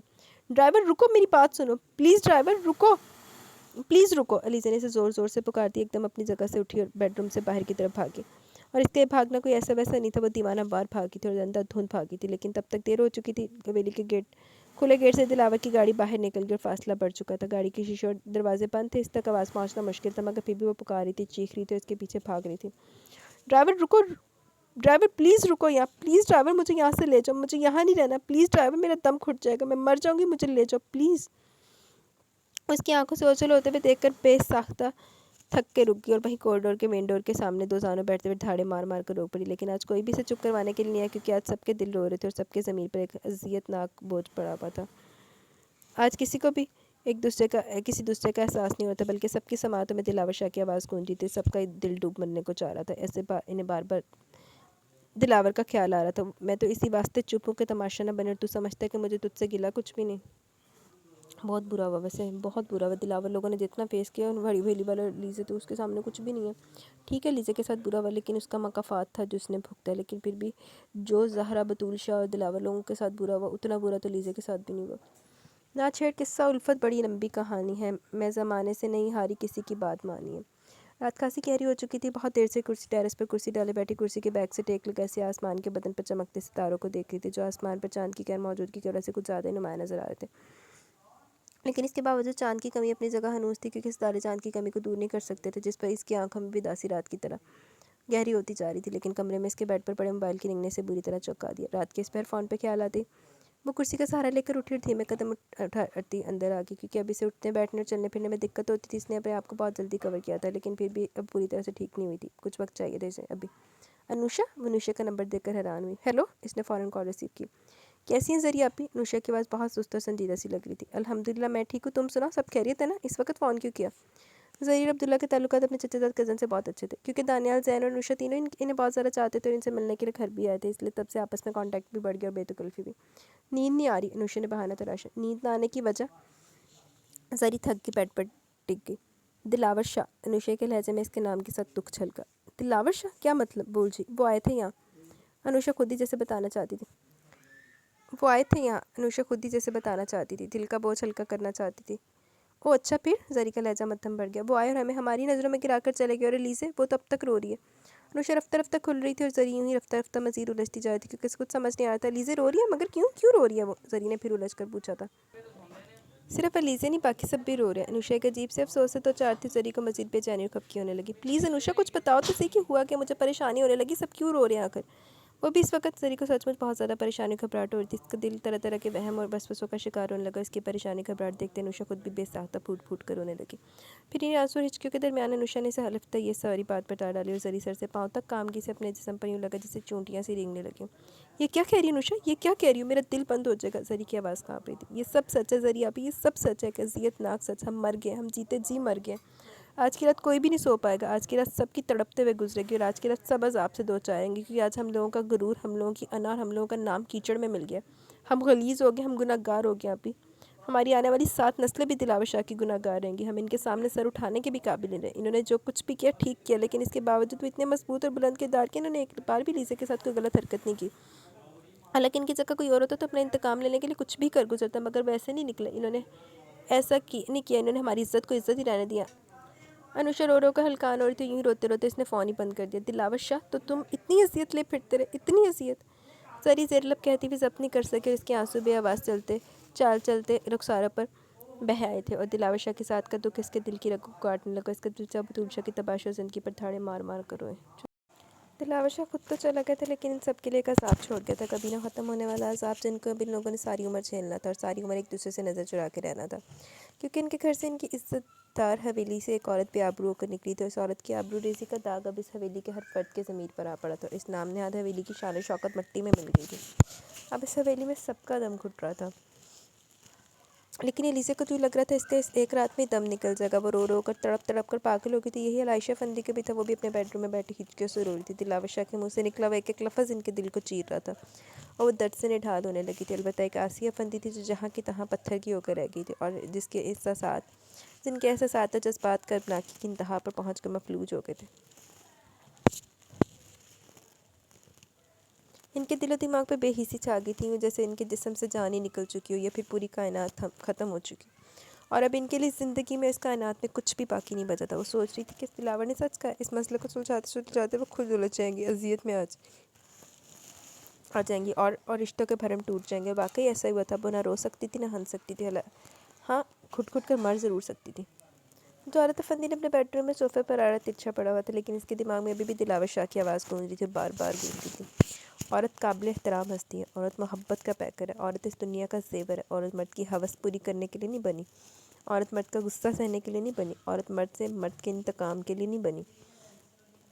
इसलिए तुम्हें कोई इजाज़त नहीं, तुम वक़ार फंदी का इंतकाम एलिज़ा फंदी से लो और इसकी सज़ाई से दो। औरत हाथों की मुठ्ठियाँ और लब भेंजे दिलावर शाह की सच्ची और खरी आवाज़ के हसार में जकड़ा हुआ था। इन्होंने ज़िंदगी में एक बार फिर मुझे हैरान कर डाला, कहते हुए कि ठीक है, तुम ही से लेकर आए हो, तुम्हारी वजह से वो बदनाम हुई है, तो तुम ही से अपना नाम दो, निकाह कर लो इससे। तुम मर्द हो, वो औरत है। औरत हमेशा इस इज़्ज़त की खातिर मर्द का ही सहारा लेती है, मर्द से नाम मांगती है। जो नाम नहीं देते वो नामर्द होते हैं, बेगैरत होते हैं, औरत की इज़्ज़त नहीं बना सकते। दिलावर शाह के अल्फाज इतने काटदार थे कि औरत एकदम अपनी जगह से खड़ा होकर अपने कपड़े में टहलने लगा था। और हाँ, आज़रा फंदी, मेरी बदकिरदारी और बदनीयती के बारे में कुछ कहना हो तो मैं अब भी हाजिर हूँ, लेकिन अपने आप में बात करते हुए इतना ज़रूर कहूँगा कि मैं वक़ार फंदी जैसा बाकिरदार, मोअज़्ज़ज़ और इज़्ज़तदार नहीं हूँ। हाँ, इतना बदकिरदार ज़रूर हूँ कि आपकी बेटी जैसे मैं यहाँ से लेकर गया था, वैसी आज यहाँ छोड़ कर जा रहा हूँ। वो जैसे पहले थी, आज भी वैसी है, और आज यहाँ से जाते हुए आप सबके सामने इतराफ़ करता हूँ कि मुझे फ़ख्र है अपने मर्द होने पर, कि मैंने एक मर्द से नफ़रत और दुश्मनी का इंतकाम एक औरत से नहीं दिया। हालांकि मैं चाहता तो आसानी से अपना इंतकाम ले सकता था, मगर मुझे वक़ार फंदी बनना गवारा नहीं था, क्योंकि मैं जानता था कि मेरा अल्लाह और मेरा ज़मीर मुझे मलामत करते रहेंगे, मुझे सुकून से जीने नहीं देंगे। इसके आखिरी जुमले ने औरत को और ज़्यादा मुस्तरब कर डाला, और फिर एक गहरी सांस खींचते हुए अपने बेडरूम से बाहर निकला, और इसका रुख अपने गाड़ी की तरफ था। चलो, मैं लगता बगैरत में गैरत आ गई। इसके हाथ बंधे हुए थे, इसके मुंह पर टेप लगा हुआ था। वो जब से होश में आई थी, बेबसी से फड़फड़ाते हुए बार बार अपने हाथ पाँव खोलने की कोशिश कर रही थी, लेकिन इसके हाथ, इसके पाँव, इसका मुंह इतनी सख्ती से बंधे हुए थे कि अपनी जगह से एक इंच भी नहीं आगे पीछे नहीं हट सकती थी। और इसी बेबसी किसी हालत में इसकी पूरी रात गुजर गई, और इस गुजरने वाली रात के एहसास से सामने दीवार पर लगे वॉल क्लॉक और ग्लास विंडो से ज़रा से सिरके हुए पर्दे से उतर रहा था, जो रात की स्याही तारीकी के बाद पंचगी से रोशनी में बदल ली थी। मरियम के आंसू बेख्तियार इसके रुखसारों पर बहाए थे, क्योंकि इसे अंदाज़ा हो चुका था कि स्याह रात इसकी किस्मत के दिन पर हावी हो गया, और पूरा दिन तारीक पड़ गया। अब कुछ भी हो जाए, ये स्याही कभी मर के भी नहीं मिटा सकती, और इसी स्याही के कमरे से रुला दिया था, क्योंकि इसे पता था कि ये स्याही अदील को, अम्मी को, अब्बा जी को और इसके मासूम बहनों को निगल लेगी, जीते जी मार देगी, और वो लोग किसी को मुंह दिखाने के भी काबिल नहीं रहेंगे। अभी भी उस गम का, इसका दुख का मातम मना रही थी कि अचानक इसे दरवाज़े का लॉक खुलने की आवाज़ आई, और इसने तड़प कर दरवाजे की सिम देखा। लॉक खुलने के बाद चंद सेकंड के वक्फे से दरवाज़ा भी खुल गया, लेकिन इंतहाई आहिस्तगी के साथ। हस्ब तौक़्क़त चौदह फंदी की सूरत नजर आई, जिसको देखते मरियम के जिस्म में एक सनसनी से दौड़ गई, और आंसू बेख्तियार बह निकले थे। बल्कि इन आंसू में रवानी आ गई, कि इसे मौत का फरिश्ता अपने करीब से करीब तर होता नजर आता, और यकीन हो चला था कभी कभी मर जाएगी। जबकि दूसरी तरफ वो था चौदह फंदी, खामोश, शर्मिंदा और नदामत का बोझ कंधों पर उठाए सर झुकाए हुए, आहिस्ता कदमों से चलता हुआ अंदर दाखिल हुआ, और बहुत ही बोझल से अंदाज में आकर बेड पर बैठ गया। मरियम इसके बेड पर बैठने से फड़फड़ाई, तड़पी थी, और इसकी मुर्गे बिस्मिल की सी तड़प पर जौदत ने गर्दन मोड़कर इसकी सिम देखा। इसकी आंसू से भीगी मतवरम आंखें वहशतों के अजाब से भर गई, और जौदत के दिल पर एक और मलामत का दाग लगा। एक और तमाचा पड़ा इसके ज़मीर के मुंह पर, और इसने आहिस्ता के हाथ बढ़ाकर इसके मुंह पर लगा टेप खोल दिया, और फिर यूं ही आहिस्ता आहिस्ता इसके हाथ और पाँव भी खोल दिए, जिनके खुलते मरियम यकदम उठ बैठी और अपने असाब ठिकाने पर आते ज़रा तौक़ुफ़ लेने के बाद इधर देखते हुए यकदम एक झटके से उठकर वहाँ से भागने की कोशिश की, लेकिन भाग नहीं सकी क्योंकि जौदत ने इसकी कलाई पकड़ते इसकी सारी फुर्ती ख़त्म कर डाली और एक ही जगह पे साख सी हो गई, क्योंकि इस जौदत के अंदाज से उसके हाथ की गिरफ्त से कुछ और महसूस हुआ था। वो वैसा नज़र नहीं आ रहा था जैसा कल था। बैठ जाओ, बात करना चाहता हूँ तुमसे। वैसा दो टोक था न जाने की पहली बार ही असर कर गया और मरियम चंद सेकंड के वक्फे से बिलाकर बैठी कि जौदत ने इसका हाथ छोड़ दिया। अपने घर जाना चाहती हो? जौरत का सवाल इसे मजाक लगा। इसने गर्दन मोड़कर इसे बहुत ही अजीब नज़रों से देखा, मगर वो सर झुका बैठा था जिसे लग रहा था कि वो मजाक नहीं कर रहा। लेकिन तुम्हारी ज़िंदगी की एक रात घर से बाहर गुजर चुकी है, इसने ज़रा तौक़ुफ़ से कहा। इस एक रात में तुम्हारा बहुत कुछ खो गया, लेकिन मुझे बहुत कुछ हासिल हो गया। जौरत के लहजे में बेहद ठहराव था। मुझे इबरत हासिल हुई है। इसकी अगली बात भी अजीब थी। मरियम इसकी अजीब सी बातों पर अदबी से देख रही थी, मगर चुपचाप। वो अपनी जगह से उठ खड़ा हुआ और एक गहरी सांस खारिज की। मुझे माफ़ कर दो मरियम, मैंने तुम्हें और तुम्हारी पाकीज़गी को सबकी नज़रों में मशकूक और बेयकीन कर दिया। मैंने तुमसे तुम्हारी ज़ात का गरूर छीन लिया। प्लीज़ मुझे माफ़ कर दो, मैं बहुत अज़ियत में बहुत पछता रहा हूँ। जौरत के अंदर का कर्ब इसके लहजे में उतरा। वो चंद कदम खिड़की की सिमत बढ़ाने के बाद वहाँ दोबारा मरियम की सिमत पलट आया और बेसाख्ता इसके सामने कलीन पर दो जाना बैठ गया। लेकिन तुम गम ना करो, मैं अपनी इस गलती का मैं दावा भी करूँगा, तुम्हें तनहा नहीं छोड़ूंगा। तुम्हारा साथ दूंगा, इज़्ज़त दूंगा, तुम्हें मुकाम दूंगा, मोहब्बत दूंगा और सब कुछ दूंगा जिसकी तुम्हें ख्वाहिश करोगी। बदल दूंगा अपने आप को सिर्फ़ और सिर्फ तुम्हारी खातिर। तुम्हारा बन के जीऊँगा जब तक जीऊँगा। जौरत ने इसके घुटनों पर हाथ रख दिया और मरियम बेसाख्ता फूट फूट कर रो दी। अब कह रहे हो ये सब, अब क्या फ़ायदा? वो हिचके से रोते हुए कहती। पहले नहीं कह सकता था, पहले मुझ पर मेरे अंदर का शैतान हावी था, लेकिन अब मुझ में मेरे अंदर का इंसान हावी है। अब मैं वो सब कुछ करने के लिए तैयार हूँ जो तुम्हारी बेहतरी के लिए हो, क्योंकि गुज़िश्ता एक रात ने मेरी हमें पूरी ज़िंदगी का सबक सिखा दिया, अपनी औकात दिखा दी हमें और अपने गिरबान में झांकने पर मजबूर कर दिया। बड़ी तल्खी से कह रहा था। मगर अब मुझे क्या हासिल? वो तड़पी। बता दूंगा, तुम बस एक बार मुझे माफ़ कर दो। जौरत ने इल्तिजाई से लहजे में कहा। मरियम ने बड़े ज़ख्मी से अंदाज में अपने सामने दो जाना बैठे माफ़ी के इस तलबगार को देखा, जिसकी गलती को गुजरे 24 घंटे भी नहीं गुजरे थे, लेकिन इसकी 24 साल ज़िंदगी पर दाग छोड़ गया। मरियम ने नफरत से इसकी तरफ से रुख मोड़ लिया, जबकि जौरत ने अपने दोनों हाथ इसके सामने जोड़ दिए। प्लीज़ मरियम, एक बार फिर एक बार, बस एक बार मुझे माफ़ करके तो देखो। वो अभी भी मुल्तजी था और एक बार फिर कुछ भी कहने की बजाय रो पड़ी और जौरत ने नीचे कलीन पर गिरा इसका दुपट्टा उठाकर इसके सर पर डाल दिया, जिस पर वो रोते रोते दम बहुत सी रह गई। अदील अभी सोकर उठाई था कि इसका मोबाइल बजना शुरू हो गया। इसने शर्ट के बटन बंद करते हुए बेड के करीब आकर मोबाइल उठा लिया। नंबर लाहौर का था। रात को भी इसके नंबर पर चंद मिस कॉल सी, लेकिन इसे पता नहीं था किसकी है। तो अन्नी देर दिनों मिस कॉल सीधे फ़ोन करके पूछ अल्लाह का तेरा पैकेज नहीं सी। हेलो अदील, कहाँ हो? कहाँ चले गए? घर आ जाओ मेरे बच्चे, घर आ जाओ। आबदा खातून इसकी आवाज़ सुनते बेख्तियार शुरू हो गई और साथ दिन के रोने की भी आवाज़ सुनाई देने लगी। अम्मी क्या हुआ? अब्बा जी ठीक तो है ना? अदील का पहला ख्याल फारूक न्याज़ी की तरफ ही किया। वो ठीक है बेटा, लेकिन मरियम, वो बात मुकम्मल नहीं कर सकी। मरियम क्या हुआ? मरियम को अदील के दिल पर हाथ पड़ा। वो कल से घर नहीं आई, मैं इसका इंतज़ार करते करते थक गई हूँ बेटा, तुम घर आ जाओ। आबदा खातून ने अदील के सर पर पहाड़ तोड़ डाले। मोबाइल फ़ोन इसके हाथ में लरस के रह गया, बल्कि वो मजबूत कदम पर खड़ा लड़खड़ा कर बेख्तियार बेड पर बैठ गया। आप ये क्या कह रही हैं? मरियम कल से घर? वो जुमला मुकम्मल नहीं कर पाया। हम बर्बाद हो गए बेटा, हम कल से बर्बाद हो गए। आबदा खातून ने कहते फ़ोन बंद कर दिया। अदील इस तरह क्यों बैठे हो? खैरियत है? नबील दरवाजे पर दस्तक देकर खुद ही अंदर चला, क्योंकि इन दोनों ने अभी कुछ देर पहले इकट्ठे नाश्ता करने का प्रोग्राम बनाया था। अभी वो इसी कर्जे से बुलाने के लिए आया, मगर इसके चेहरे पर उठती हवाएं देखकर नबील भी मुतफक्कर हो गया। अदील, मैं तुमसे मुखातिब हूँ, इस तरह क्यों बैठे हो? क्या हुआ? किसका फ़ोन था? नबील इसके हाथ में थमे मोबाइल को देख चुका था। इसका कंधा हिलाकर इसे मुखातिब करने की कोशिश की। अम्मी का। अदील की आवाज़ इतनी मत्थम हो चुकी थी जैसे किसी गहरे पाताल में से सुनाई दे रही हो। क्या कह रही थी? नबील को मज़ीद परेशानी हुई। मेरी सिस्टर मरियम कल एकेडमी गई थी और कल से अभी तक वापस नहीं आई, अदील किसी रिपोर्ट की तरह बता रहा था। क्या? नबील को एकदम इतनी बड़ी बात सुनकर झटका सा लगा। हाँ, कल मैं ही से एकेडमी ड्रॉप करके आया था। ओह माय गॉड, ये क्या हो गया? नबील ने तो जैसे सर थाम लिया। हमारे पास इज़्ज़त के सिवा कुछ नहीं था नबील साहब, और आज वो इज़्ज़त भी। प्लीज़ अदील नेगेटिव मत सोचो और जल्दी उठो, हमें भी वापस चलना है। नबील इसका कंधा थपक बोला। अब क्या हो सकता है? अब भी बहुत कुछ हो सकता है। पहले तुम्हारे घर पहुंचते सारी तफसील मालूम करते हैं, अगर हल ना निकला तो रिपोर्ट दर्ज करवा देंगे, बाकी का काम दिलावर संभाल लेगा। नबील सारे काम का प्लान तरतीब देते हुए इजरत से पलट गया। और हाँ, तुम जल्दी से अपना सामान पैक कर लो, मैं बिल क्लियर करता हूँ। वो जाते जाते से हदायत भी कर गया। जाओ तो बिल क्लियर कर, उन्हें तो दुख होया पे। वो अपने ऑफिस में बैठा अपने किसी केस की फाइल में उलझा हुआ था जब इसका मुंशी दरवाजे पर दस्तक देकर ज़रा सा अंदर की तरफ नमदार हुआ। सर, कोई लड़का और लड़की आपसे मिलना चाहते हैं। लड़का और लड़की? दिलावर को हैरत हुई। जी हाँ, कहते हैं आपके जानने वालों में से। ओके, भेज दो। इसने इशारा देते हुए अपनी फ़ाइल समेटनी शुरू कर दी। अस्सलाम वालेकुम। दरवाजे पर दस्तक के बाद जौरत की आवाज़ उभरी और दिलावर फ़ाइल समेटते समेटते रुक गई, क्योंकि जौरत को देखकर बुरी तरह चौंका। क्या हम अंदर आ सकते हैं? اس نے اجازت طلب کی، دلاور ٹھٹک کر متوجہ کامن، اس نے آہستگی سے کہتے ہوئے اجازت دی اور اس کی طرف سے اجازت ملتے دولت مریم کو ساتھ لے اندر آ گیا۔ بیٹھو، دلاور نے کرسی کے سمت اشارہ کیا۔ تھینک یو، دولت مرے مرے سے لہجے میں کہتا کرسی کھینچ کے بیٹھ گئی، اس کے ساتھ ہی مریم بھی بیٹھ گئی۔ دلاور نے بے شک اسے صرف ایک ہی بار دیکھا تھا، لیکن اس کا حافظہ کمزور نہیں تھا، جبھی تو وہ اسے دیکھتے پہچان گئے وہ عدیل عمر کی بہن ہے۔ دلاور بھائی، وہ دراصل مجھے آپ کی ہیلپ کی ضرورت ہے۔ دولت نے اب اس کے سامنے تمہید باندھنے کی کوشش کی۔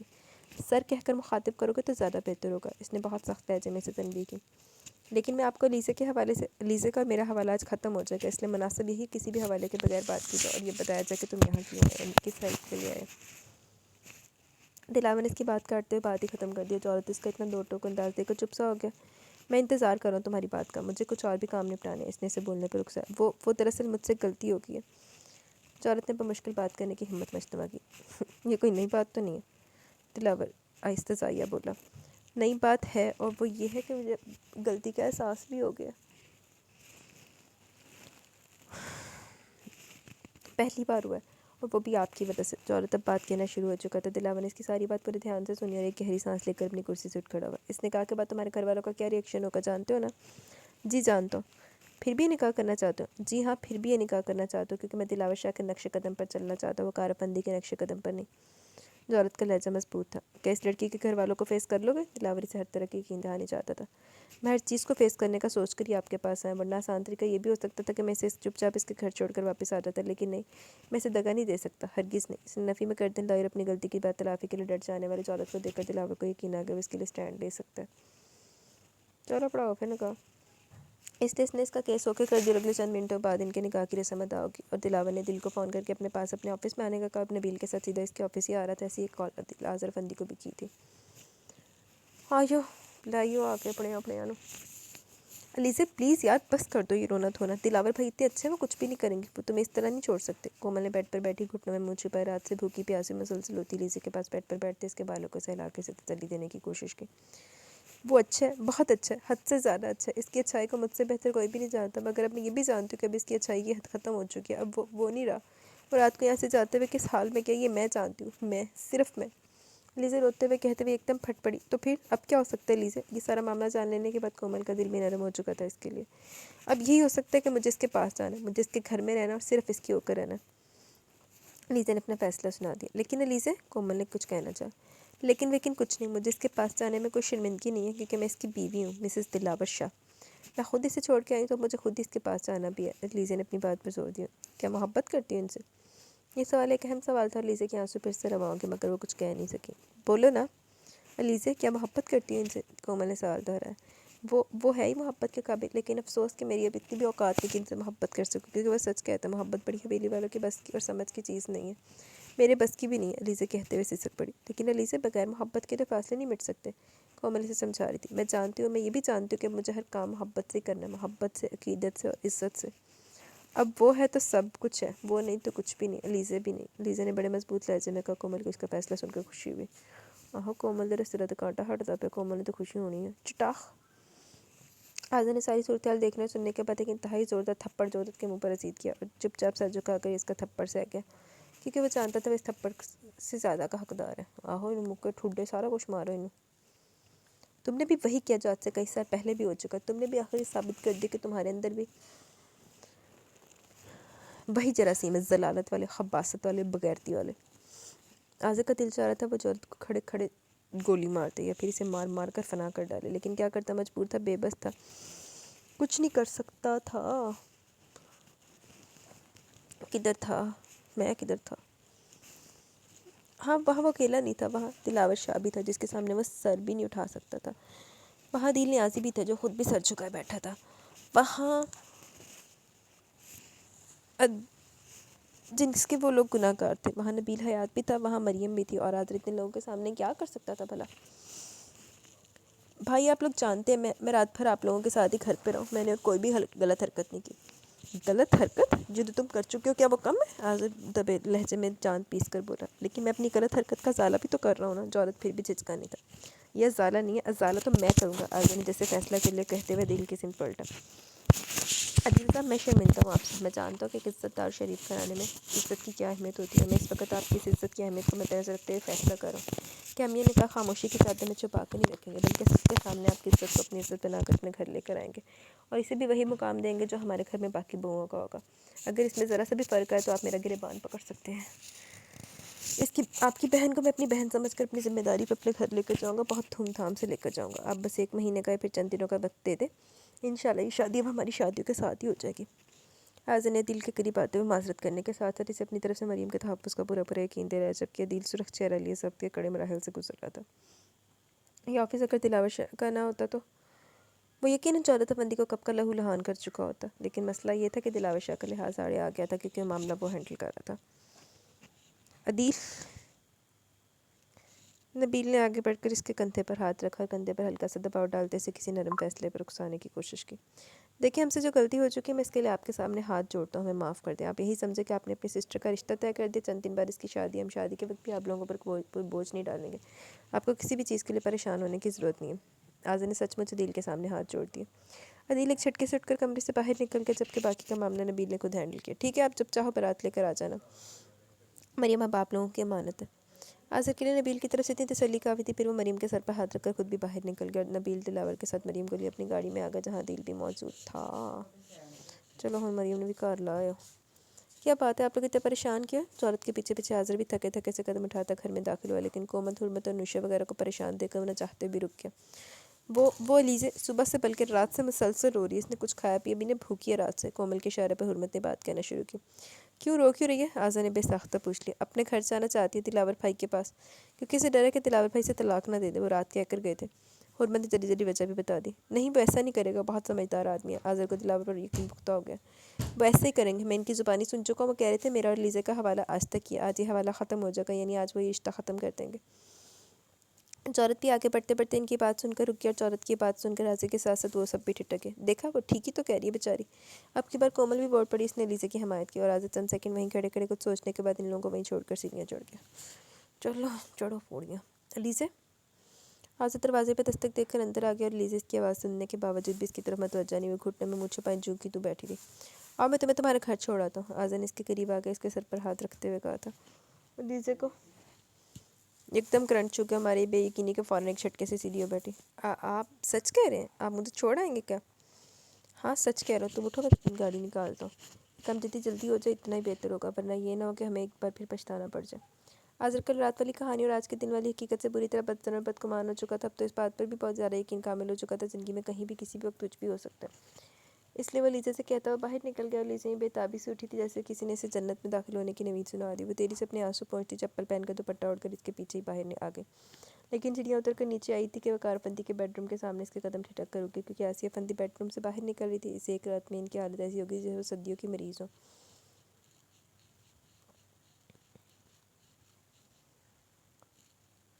اللہ حافظ ماما، میرے لیے دعا کیجیے گا. لیزے کی آواز پھر آ گئی. اللہ حافظ، جاؤ اپنے گھر میں آباد رہو، اللہ تمہیں خوشیاں نصیب کرے. کیونکہ اب اتنا یاد رکھنا، اس شخص کو زندگی میں کسی بھی موقع پر دگا مت دینا، ورنہ کہیں کی بھی نہیں روگی. کیونکہ آج تو شاید وہ تمہیں قبول کر لے، مگر بار بار ایسا نہیں کرے گا، آخر وہ بھی ایک انسان ہے. آسیہ فندی نے بڑے دو ٹوک سے انداز میں سے سمجھایا اور اسے رخصت کر دیا، اور لیزے اپنے آنسو دوپٹے سے پہنچتی خالی ہاتھ میکے سے نکل آئی. اب اس کی وہ منزل تھی، منزل وہ تھی جہاں اس کا ڈرائیور تھا. وہ بہت اچھا بھابھی، بہت اچھا، بہت اعلیٰ ظرف، بلند کردار، اتنا کہ مجھے خود پر فخر ہونے لگا کہ مجھے اس سے محبت ہے. یہ دل اس کے دم سے دھڑکتا ہے. میں جی رہی ہوں تو صرف اس کی خاطر، صرف اس کے لیے. یہ زندگی صرف اسی کی امانت ہے. وہ نہیں ملا تو کیا ہوا، اس سے محبت کا احساس تو ہے نا.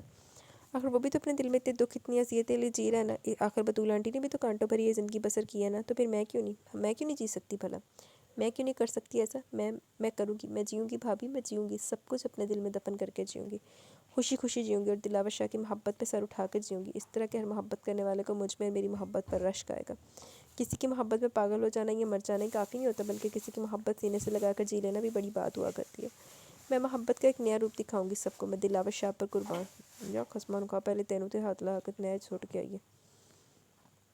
میرا رب راضی، میرا جگ راضی. میں دلاور شاہ پہ قیامت تک راضی. جو دکھ اس نے سے، جو قربانی اس نے دی، اس کے آگے تو یہ سب کچھ بھی نہیں. بس اب اس حال میں وہ خوش، اس حال میں زری بھی خوش. زری نے رو رو کر کہتے اپنے آنسو بھی پہنچ لیے، اور اس کے اس فیصلے پر نگارش کے تنے ہوئے اعصاب ڈھیلے پڑ گئے. اس نے زری کے بالوں کو سہراتے ہوئے گلے سے لگا لیا. लेकिन जैसे ही सारी दास्तान अब्दुल्ला तक पहुंची वो सुन के शशतर सा रह गया। दिलावर की ज़िंदगी का ये कौन सा पापा जिन लोगों की नज़रों से भी पोशीदा था। दिलावर शाह के घर के सामने गाड़ी को ब्रेक लगाते आज़र ने अलीज़ा की तरफ देखा और अलीज़ा का दिल धड़क उठा। इसने बेसाख्ता आज़र की तरफ सिम देखा था। जाओ अलीज़ा, अपने घर जाओ, देर मत करो। घर बसने में सदियाँ लग जाती हैं लेकिन घर उजड़ने में लम्हा भी नहीं लगता, और मैं नहीं चाहता तुम्हारा घर उजड़े, क्योंकि दिलावर शाह जैसे लोग बड़ी मुश्किल से मिलते हैं और जिनको मिलते हैं इनको चाहिए कि वो इनकी कदर करें। इसलिए तुम भी इसकी कदर करो, क्योंकि अब तुम हमसे भी ज़्यादा तुम्हारे लिए इसको अहम होना चाहिए। इसी की इज़्ज़त तुम्हारी इज़्ज़त, और मुझे पता है तुम खुद भी इस चीज़ को बहुत अच्छी तरह से समझ चुकी हो। तुम्हें मज़ीद समझाने की ज़रूरत नहीं। शाबाश, तुम जाओ और खुश रहो। आज़र ने इसके सर पर हाथ रखते हुए इसे जाने के लिए कहा और इसे सर झुका कर रह गए। थैंक यू आज़र भाई, थैंक यू सो मच। वो आहिस्ती से कहती दरवाज़ा खोल कर गाड़ी से उतर गई। गुलाब खाने से देखते बड़ी खुशी भरे अंदाज में गेट वाक कर दिया और आज़र गाड़ी ले आगे बढ़ा ले गया। अस्सलाम वालेकुम अलीज़ा बीबी। गुलाब खान के लहजे से इसके अंदर की खुशी झलक रही थी कि अलीज़ा बीबी को देखकर कितना खुश हुआ। वालेकुम अस्सलाम, कैसे हो गुलाब खान? अलीज़ा भी बड़ी अपनायत से पूछ रही थी। अल्हम्दुलिल्लाह बीबी जी, मैं बिल्कुल ठीक हूँ। आए आप अंदर आए ना, बाहर क्यों खड़ी हैं? गुलाब खान ने इसके सर पर हाथ रखते अपनी बेपनाह खुशी और शफकत का इजहार किया और अलीज़ा आहिस्ती से सर झुकाकर अंदर आ गई, लेकिन अंदर कदम रखते हुए इसका दिल बुरी तरह धड़क रहा था। इसे यूँ लग रहा था जैसे वह इस घर में पहली मर्तबा कदम रख रही हो। ये तो वाकई एक सच था। तो पहले वो जब वो आई थी तो दिलावरी से लेकर आया था, बेहोशी के आलम में यहाँ आई थी, लेकिन आज जब वो आई तो खुद अपनी रज़ा से आई थी, पूरे होश हवास में यहाँ आई थी। इसलिए दिल धड़कना एक फितरी सा अमल था। तो तुम्हारे साहब कहाँ हैं? इसने गैराज में महज एक गाड़ी खड़े देखकर बेसाख्ता इस्तफसार किया। सुबह से ऑफिस के में अभी तक नहीं आए। गुलाब खान ने नफ़ी में सर लिया। कब तक आएंगे? इसकी बेचैनी का आलम ही निराला था। अब बस आ जाएंगे थोड़ी देर तक। आप कहते तो मैं फ़ोन करके बुला लेता हूँ। गुलाब खान ने अपना मोबाइल निकाला। नहीं, रहने दो, अभी वो खुद ही आ जाएगा। अलीज़ा ने फ़ौरन ही से रोक दिया, लेकिन अलीज़ा को देखकर बुलडॉग ने दूर से भौंकना शुरू कर दिया। इससे इसकी मौजूदगी का भी पता चल जाता था।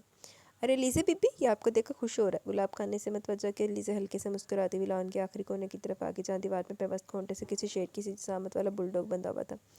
पहले अलीज़ा को इसे देखकर बहुत डर लगता था। वहशत होती थी, छुरछुरी आती थी, लेकिन आज वो सब भी बहुत पीछे चला गया। आज इसे दिलावर शाह के घर के कुत्ते से भी एक अपनायत और उनसी सी महसूस हो रही थी, क्योंकि आज इसका तन मन दिलावर शाह के नाम पर ही माइल हुआ जा रहा था। गुलाब खान, किसके साथ बातें किए जा रहे हो? कौन आया?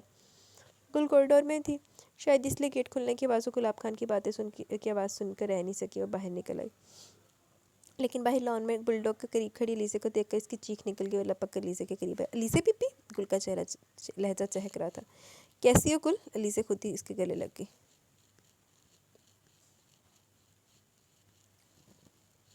आप क्यों चली गई थी अलीज़ा बीबी? क्यों चली गई थी? साहब को अकेला छोड़ दिया आपने? ज़रा भी ख्याल नहीं है। बड़ी बेवफा निकली आप। गुल ने एक ही सांस में इतने शिकवे दाग दिए और लीज़ा सचमुच शर्मसार सी होगी। गुल एक नौकरानी होकर अपने साहब के लिए इतनी एहसास हो रही थी और इसने इसकी बीवी होकर इसका एहसास नहीं किया। बेबुकत करके चली गई थी इसे। लेकिन तुम्हारे साहब की वफ़ा में इतना असर है कि वो मुझे यहाँ खींच लाई है। अलीज़ा गुल का हाथ थपक कर कहती हुई अंदर आ गई। लेकिन अलीज़ा बीबी, साहब आपसे सिर्फ वफ़ा नहीं करते, मोहब्बत भी करते हैं। अब की बार गुल ने बड़े काम की बात की। अच्छा, वो कैसे? अलीज़ा कहती हुई सीढ़ियाँ चढ़ने लगी और गुल भी इसके साथ चढ़ने लगी। वो ऐसे कि जब आपको गोली लगी थी तो साहब जी को देखकर लगता था वो पागल हो गए, इधर उधर भागते दौड़ते रहते थे, और जब आप अपने मैके चली गई तो ये लगता था कि साहब जी की दुनिया बिल्कुल अंधेर हो गई हो, कमरे में बंद होकर रह गए थे। तुम सच कह रही हो गुल? अलीज़ा बेसख्त रेलिंग पर हाथ रखे ठहर गई और बड़े दिल से पूछा। गुलाब खान की कसम, मैं झूठ क्यों बोलूँगी बीबी जी? साहब जी को बड़ा प्यार है आपसे। जब आप चली गई थी तो अक्सर अपने काम के लिए आपको आवाज़ देते और जब फिर चुप हो जाते हो कई बार तो मुझे अलीज़ा कह गए। बड़ी शर्म आई मुझे, फिर बड़ा तरस भी आया। पहले गुल तो डिसाइड कर लेते, शर्म आई कि तरस आया। गुल भी आज बड़े दिनों बाद इस तरह खुल के बोल रही थी और लीजा तो जैसे दिल थाम के रह गई। दिलावर पर गुजरने वाली कैफियत का सुनकर इसके अपने दिल को कुछ होने लगा। मुझे मिस करता था वो? अलीजा दरवाज़ा खोलकर अपने दिलावर के बेडरूम में दाखिल हुई। इस दुनिया में इन्होंने सिर्फ आपको तो मिस किया बीबी जी, पर मुझे लगता है आज रात नहीं किया। गुल ने कहते कहते नफ़ी में गर्दन हिलाई। अलीजा ने चौंक कर मतवज्जा हुई। इसे गुल का आखिरी जुमला करंट की तरह लगा। तो तुम्हें कैसे पता कि इसने आज रात मुझे मिस नहीं किया? बताओ ना गुल, तुम्हें कैसे पता कि इसने आज रात मुझे मिस नहीं किया? अलीजा की बेचैनी अरूज पर थी। आज मैंने कमरे की सफाई की तो सिगरेट के टुकड़े बहुत कम मिले, वरना रोज़ाना तो सिगरेटों का अंबार लगा होता था, जिससे पता चलता वो रात भर जागते रहते और आपको याद करते रहते। मगर आज? गुल का वही एक जवाब था, नफ़ी वाला, और अलीजा इसके मुशाहिदे पर हैरान रह गई। आज रात मैंने खुद इसे बहुत मिस किया, शायद इसीलिए इसने मुझे मिस करना छोड़ दिया। अलीज़ा अफसुर्दगी से कहती बेड पर बैठ गई। कोई बात नहीं बीबी जी, अब आप आ गई हो ना, अब सब कुछ ठीक हो जाएगा। गुल बड़े इत्मीनान से कहती नीचे का नींद पर बैठ गई। लेकिन मुझे सब कुछ ठीक करना नहीं आता गुल, और वैसे भी वो मुझसे बहुत ज़्यादा खफा है, वो तो मुझसे बात भी नहीं करेगा। अलीज़ा को उसके कल वाले तेवर याद आ रहे थे। अरे बीबी जी, आपको नहीं पता, कोई भी शौहर अपनी बीवी से ज़्यादा देर नाराज़ नहीं खफा नहीं रह सकता, और ख़ासतौर पर इस वक्त जब इसकी बीवी से मनाने के लिए खुद चल कर इसके पास आती। गुल आहिस्की से मुस्कुराई थी, मगर علیزہ ہنوز اسے ناسمجھی سے دیکھ رہی تھی. مگر مجھے تو منانا ہی نہیں آتا. وہ جھنجھلا گئی. اچھی طرح تیار ہونا تو آتا نا. گل نے اس کے حلیے کو دیکھ کر کہا. تیار ہونا کیا مطلب؟ وہ ٹھٹکی. مطلب خود ہی سمجھ میں آ جائے گا. بس آپ نئے کپڑے پہن کر سر سے پاؤں تک تیار ہو جائیں. صاحب کی ناراضی آپ کو دیکھ کر ہی ختم ہو جائے گی. یہ بات تو میں گارنٹی کے ساتھ کہہ سکتی ہوں. گل کا لہجہ معنی خیزہ ہو رہا تھا اور لیزا کے چہرے سے شرم کی سرخی دوڑ گئی. مگر میں ایسا نہیں کر سکتی گل. وہ سن کر ہی جھجک گئی. ارے یہ کیا بات ہوئی لیزا بی بی؟ صاحب آپ کے لیے اتنا کچھ کر لیتے ہیں اور آپ ان کے لیے تیار نہیں ہو سکتی. بڑے افسوس کی بات ہے یہ تو. گل نے مایوسی اور تعصب سے کہتے سر ہلایا اور اس کے سر ہلانے کے ساتھ ساتھ لیزا کا دل بھی ہل گیا. اگر میں ایسا کر لوں تو کیا وہ مان جائے گا؟ اس نے بڑے اشتیاق سے پوچھا. ناراض رہیں گے تو نقصان اٹھائیں گے. فائدہ اسی میں ہوگا کہ مان جائے. گلاجی سے کچھ اور ہی مشورے دے رہی تھی اور لیزا دلاور کو منانے کے لیے اتنی بے چین تھی کہ فوراً ہی ہر بات کے لیے مان گئی تھی اور گل اٹھ کر اس کے کپڑے نکالنے لگی. وہ دودھی ہاتھوں پر ریڈ کلر کی نیل پالش اس کے مخملی ہاتھوں کو اور بھی دو اچھا بنا رہی تھی اور ابھی وہ آخری ناخن پہ نیل پالش کا آخری کوٹ لگائی رہی تھی کہ باہر گیٹ پر اس کی گاڑی کا ہارن بجا اور لیزا کے آسان خطا آگے نیل پالش کی شیشی اس کے ہاتھ سے گرتے گرتے بچی. علیزہ بی بی صاحب جی آ گئے. گل علیزہ کی ہدایت کے مطابق فوراً بھاگتی ہوئی آئی اور علیزہ ایک دم ڈریسنگ ٹیبل کے سامنے سے اٹھ کھڑی ہوئی. آپ چلی جائیں میں بھی نیچے جا رہی ہوں. گل تیزی سے کہتی ہوئی شراب سے کمرے سے باہر نکل گئی. اس کا رخ نیچے کچن کی طرف تھا لیکن تب تک دلاور اندر آ چکا تھا. السلام علیکم صاحب. وہ آہستگی سے بولی. وعلیکم السلام. اس نے لاپرواہی سے جواب دے کر قدم آگے بڑھا دیا. چائے بناؤں آپ کے لیے؟ اس نے سیڑھیوں کی طرف بڑھتے دلاور سے جان بوجھ کر پوچھا. نہیں بھوک لگ رہی ہے. کھانا لگا دو میں چینج کر کے نیچے ہی آ رہا ہوں. وہ جلد سے کہتا وہ اوپر اپنے بیڈ روم میں آ گیا مگر بیڈ روم میں قدم رکھتے اس کے قدم ٹھٹک گئے. کمرے میں نیل پالش کی ایک مخصوص سی خوشبو اسے کمرے میں قدم رکھتے ہی محسوس ہو گئی. حالانکہ اپنے کمرے میں یا اپنے گھر میں اس نے خوشبو پہلے کبھی محسوس نہیں کی تھی لیکن پھر بھی وہ اسے انجان نہیں تھا کیونکہ اپنے آس پاس اکثر خواتین کے پاس وہ یہ خوشبو محسوس کر چکا تھا. ہو سکتا ہے گل نے کمرے کی کوئی صفائی وغیرہ کی. وہ خود کو خود ہی بہلاتا سر جھٹک کے آگے بڑھ کے ریف کیس ٹیبل پر رکھ کے خود بیڈ پر بیٹھ گیا اور نیچے جھک کر اپنے بوٹوں کے تسمے کھولنے لگا تھا اور بوٹوں کے تسمے کھول کر اب پاؤں بوٹوں سے آزاد کرتے ہوئے چند سیکنڈ کے لیے بیڈ پر ٹھیر ہو گیا مگر بازو بیڈ پر پھیلائے تو وہ ایک بار پھر ٹھٹکا تھا. اس کے ہاتھ سے کوئی ریشمی چیز ٹکرائی. اس نے پٹ سے آنکھیں کھول دی. وہ ریشمی چیز لیزے کا دوپٹہ تھا. بلیک کلر کا انتہائی باریک شفون کا دوپٹہ جس کے چاروں طرف ریڈ کلر کے سوتی دھاگے چھوٹے چھوٹے نفیس نگوں کا کام بنا ہوا تھا. یہ سوٹ اسی نے لیزے کو لے کر دیا تھا جب اسے پہلی بار شاپنگ پر اپنے ساتھ لے کر گیا تھا لیکن لیزے نے ایک بار بھی یہ سوٹ اور یہ دوپٹہ استعمال نہیں کیا. تو پھر آج یہ دوپٹہ یہاں کیا کر رہا تھا؟ وہ دوپٹہ ہاتھ میں لیے ایک دم سے اٹھ کھڑا ہوا. گل کہاں ہو؟ وہ گل کو بازی دیتا باہر نکلا. جی صاحب. وہ بوکھلائی ہوئی کچن سے باہر نکلی. کمرے میں کوئی آیا تھا کیا؟ وہ اوپر ریلنگ کے قریب کھڑا نیچے کھڑی گل سے پوچھ رہا تھا.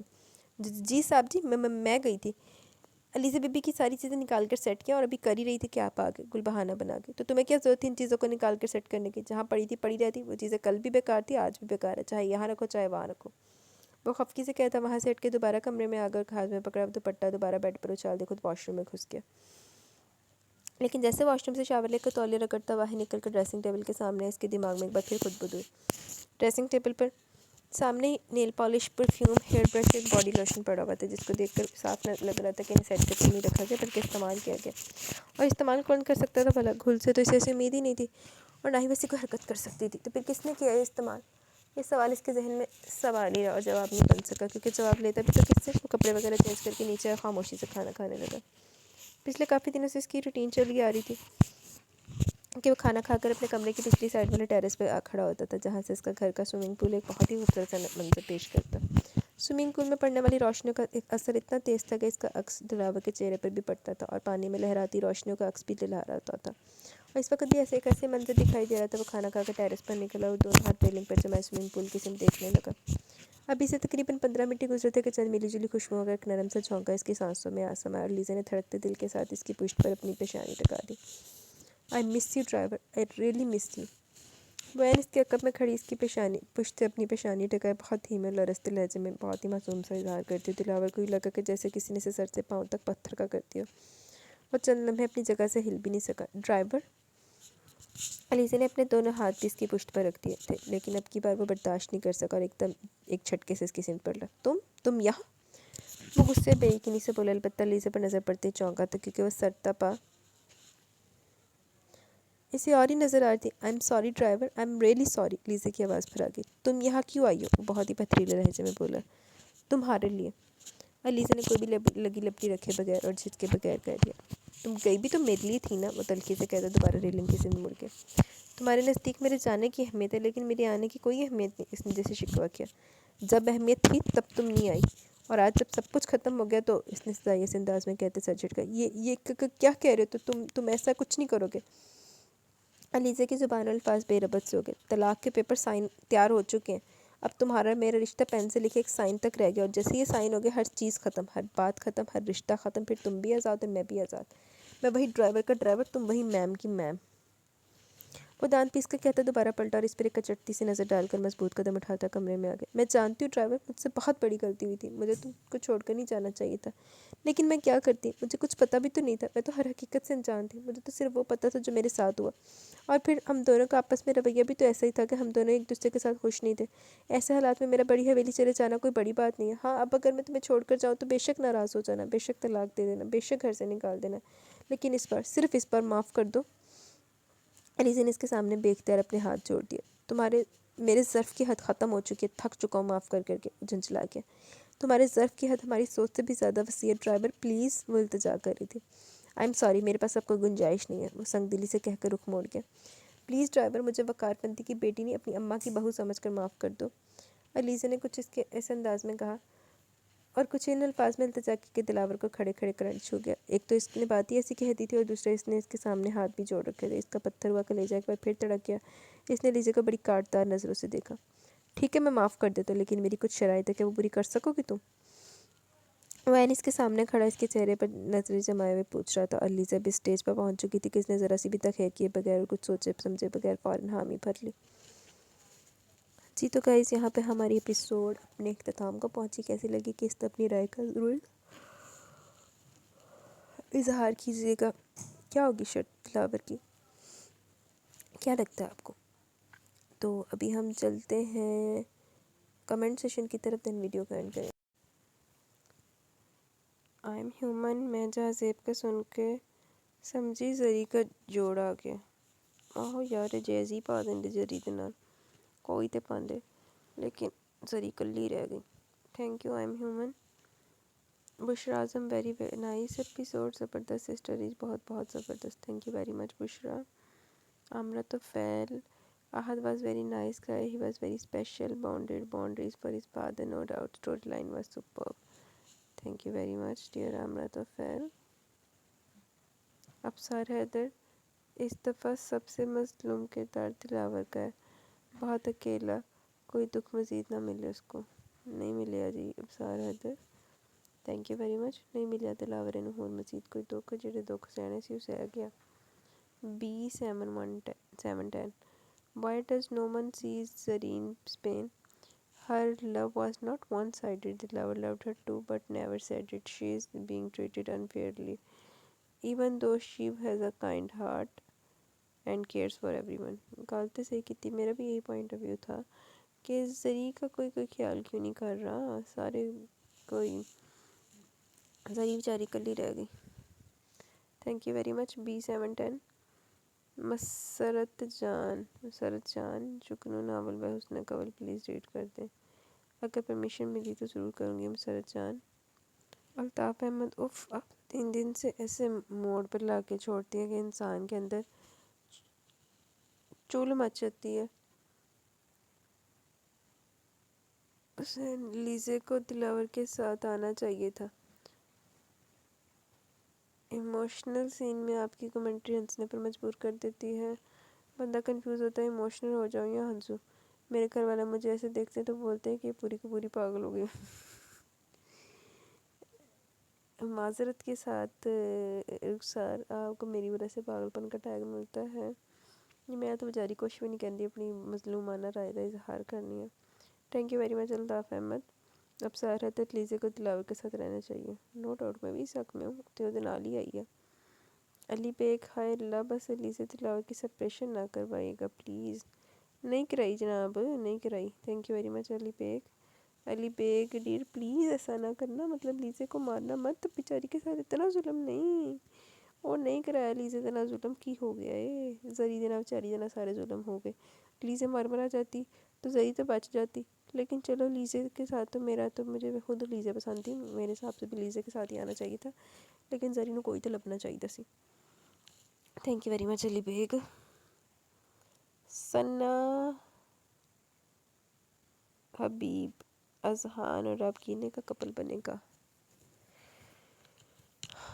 آہو آہو دائسی. Thank you very much Sana Habib. Novel ہے یہ، اتنی جذباتی نہ ہو جائے، آپ بس پڑھتی رہیں. پڑھیا سارا ہی پڑھیا میں. سننے جان سنو تسی. سننے جان نے بھی مجھے بہت تنگ کیا تھا. ایکسٹرا لانگ ناول ہو گیا تھا وہ بھی. Sehar Atif beautiful novel. Thank you very much Sehar Atif. Just ignore my جمائیہ. مجھے نیند آ رہی ہے بہت شدید. سائم وحید وعلیکم السلام. الحمدللہ میں ٹھیک ہوں، آپ کیسی ہیں؟ لائک ہی پایا ہوا ہے آپ نے. علیزہ ہی ہیروئن رہے جی انشاءاللہ. وہی رہی ہے. تعمیر الحمدللہ میں ٹھیک ہوں، آپ کیسی ہیں؟ یار اب بھی 2 ایپیسوڈ رونے دھونے والے تھے، بٹ ایپیسوڈ بہت ہی لاجواب تھی. سمجھ نہیں آ رہا کون کیا کر رہا ہے. بیچاری زری کومے میں ہے. اتنے نبیل صاحب بھی پہنچ گئے محبت کا اظہار کرنے. اس کے بعد زری کو ہوش آ جاتا ہے اور نبیل میاں مومنہ بی بی سے نکاح کر لیتا ہے. نہیں کرنا چاہیے تھا اس کا، انتظار تو کر لیتا تھوڑے دن. خیر سنی کا کیا کرنا، پچھتائے گا خود ہی. دلاور ابھی دونوں نے زری کے ساتھ اچھا نہیں کیا. لاسٹ میں لیزے کو گولی بھی لگ جاتی ہے، تب دلاور کی حالت دیکھنے والی تھی.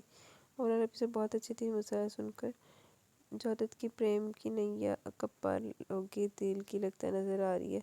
نبیل کچھ سوچ تو رہا ان دونوں کے بارے میں. نبیل نے دے ایسیاں پھرتیاں ماریاں نا، سوچنے دے بارے ضرور تو ذرا سوچ لیں. Allah bless you sister. Thank you very much dear Tameer. Episode بہت ہی زبردستی، بہت رونا ہے قسم سے. ابھی دلاور بیچارے پر ایک ہی اس کا خونی رشتہ تھا، وہ بھی ختم ہو گیا. زونی کے ہمیں گمان بھی نہیں تھا اس کی اماں کی ڈیتھ ہو جائے گی. چلو بطول شاہ کا یہ کام بہت اچھا کہ دونوں کا نکاح کروا کر زری کا اس کے نکاح کا سن کر جو حال ہوا. ایپیسوڈ بہت ہی زبردست تھی. اللہ آپ کو ہمیشہ خوش رکھے. آمین سم آمین. Thank you very much Zoni. Bushra Azam. بہت ہی زبردست episode. Thank you very much Bushra. Rehnuma Khan. Please انس کی محبت پڑھیں.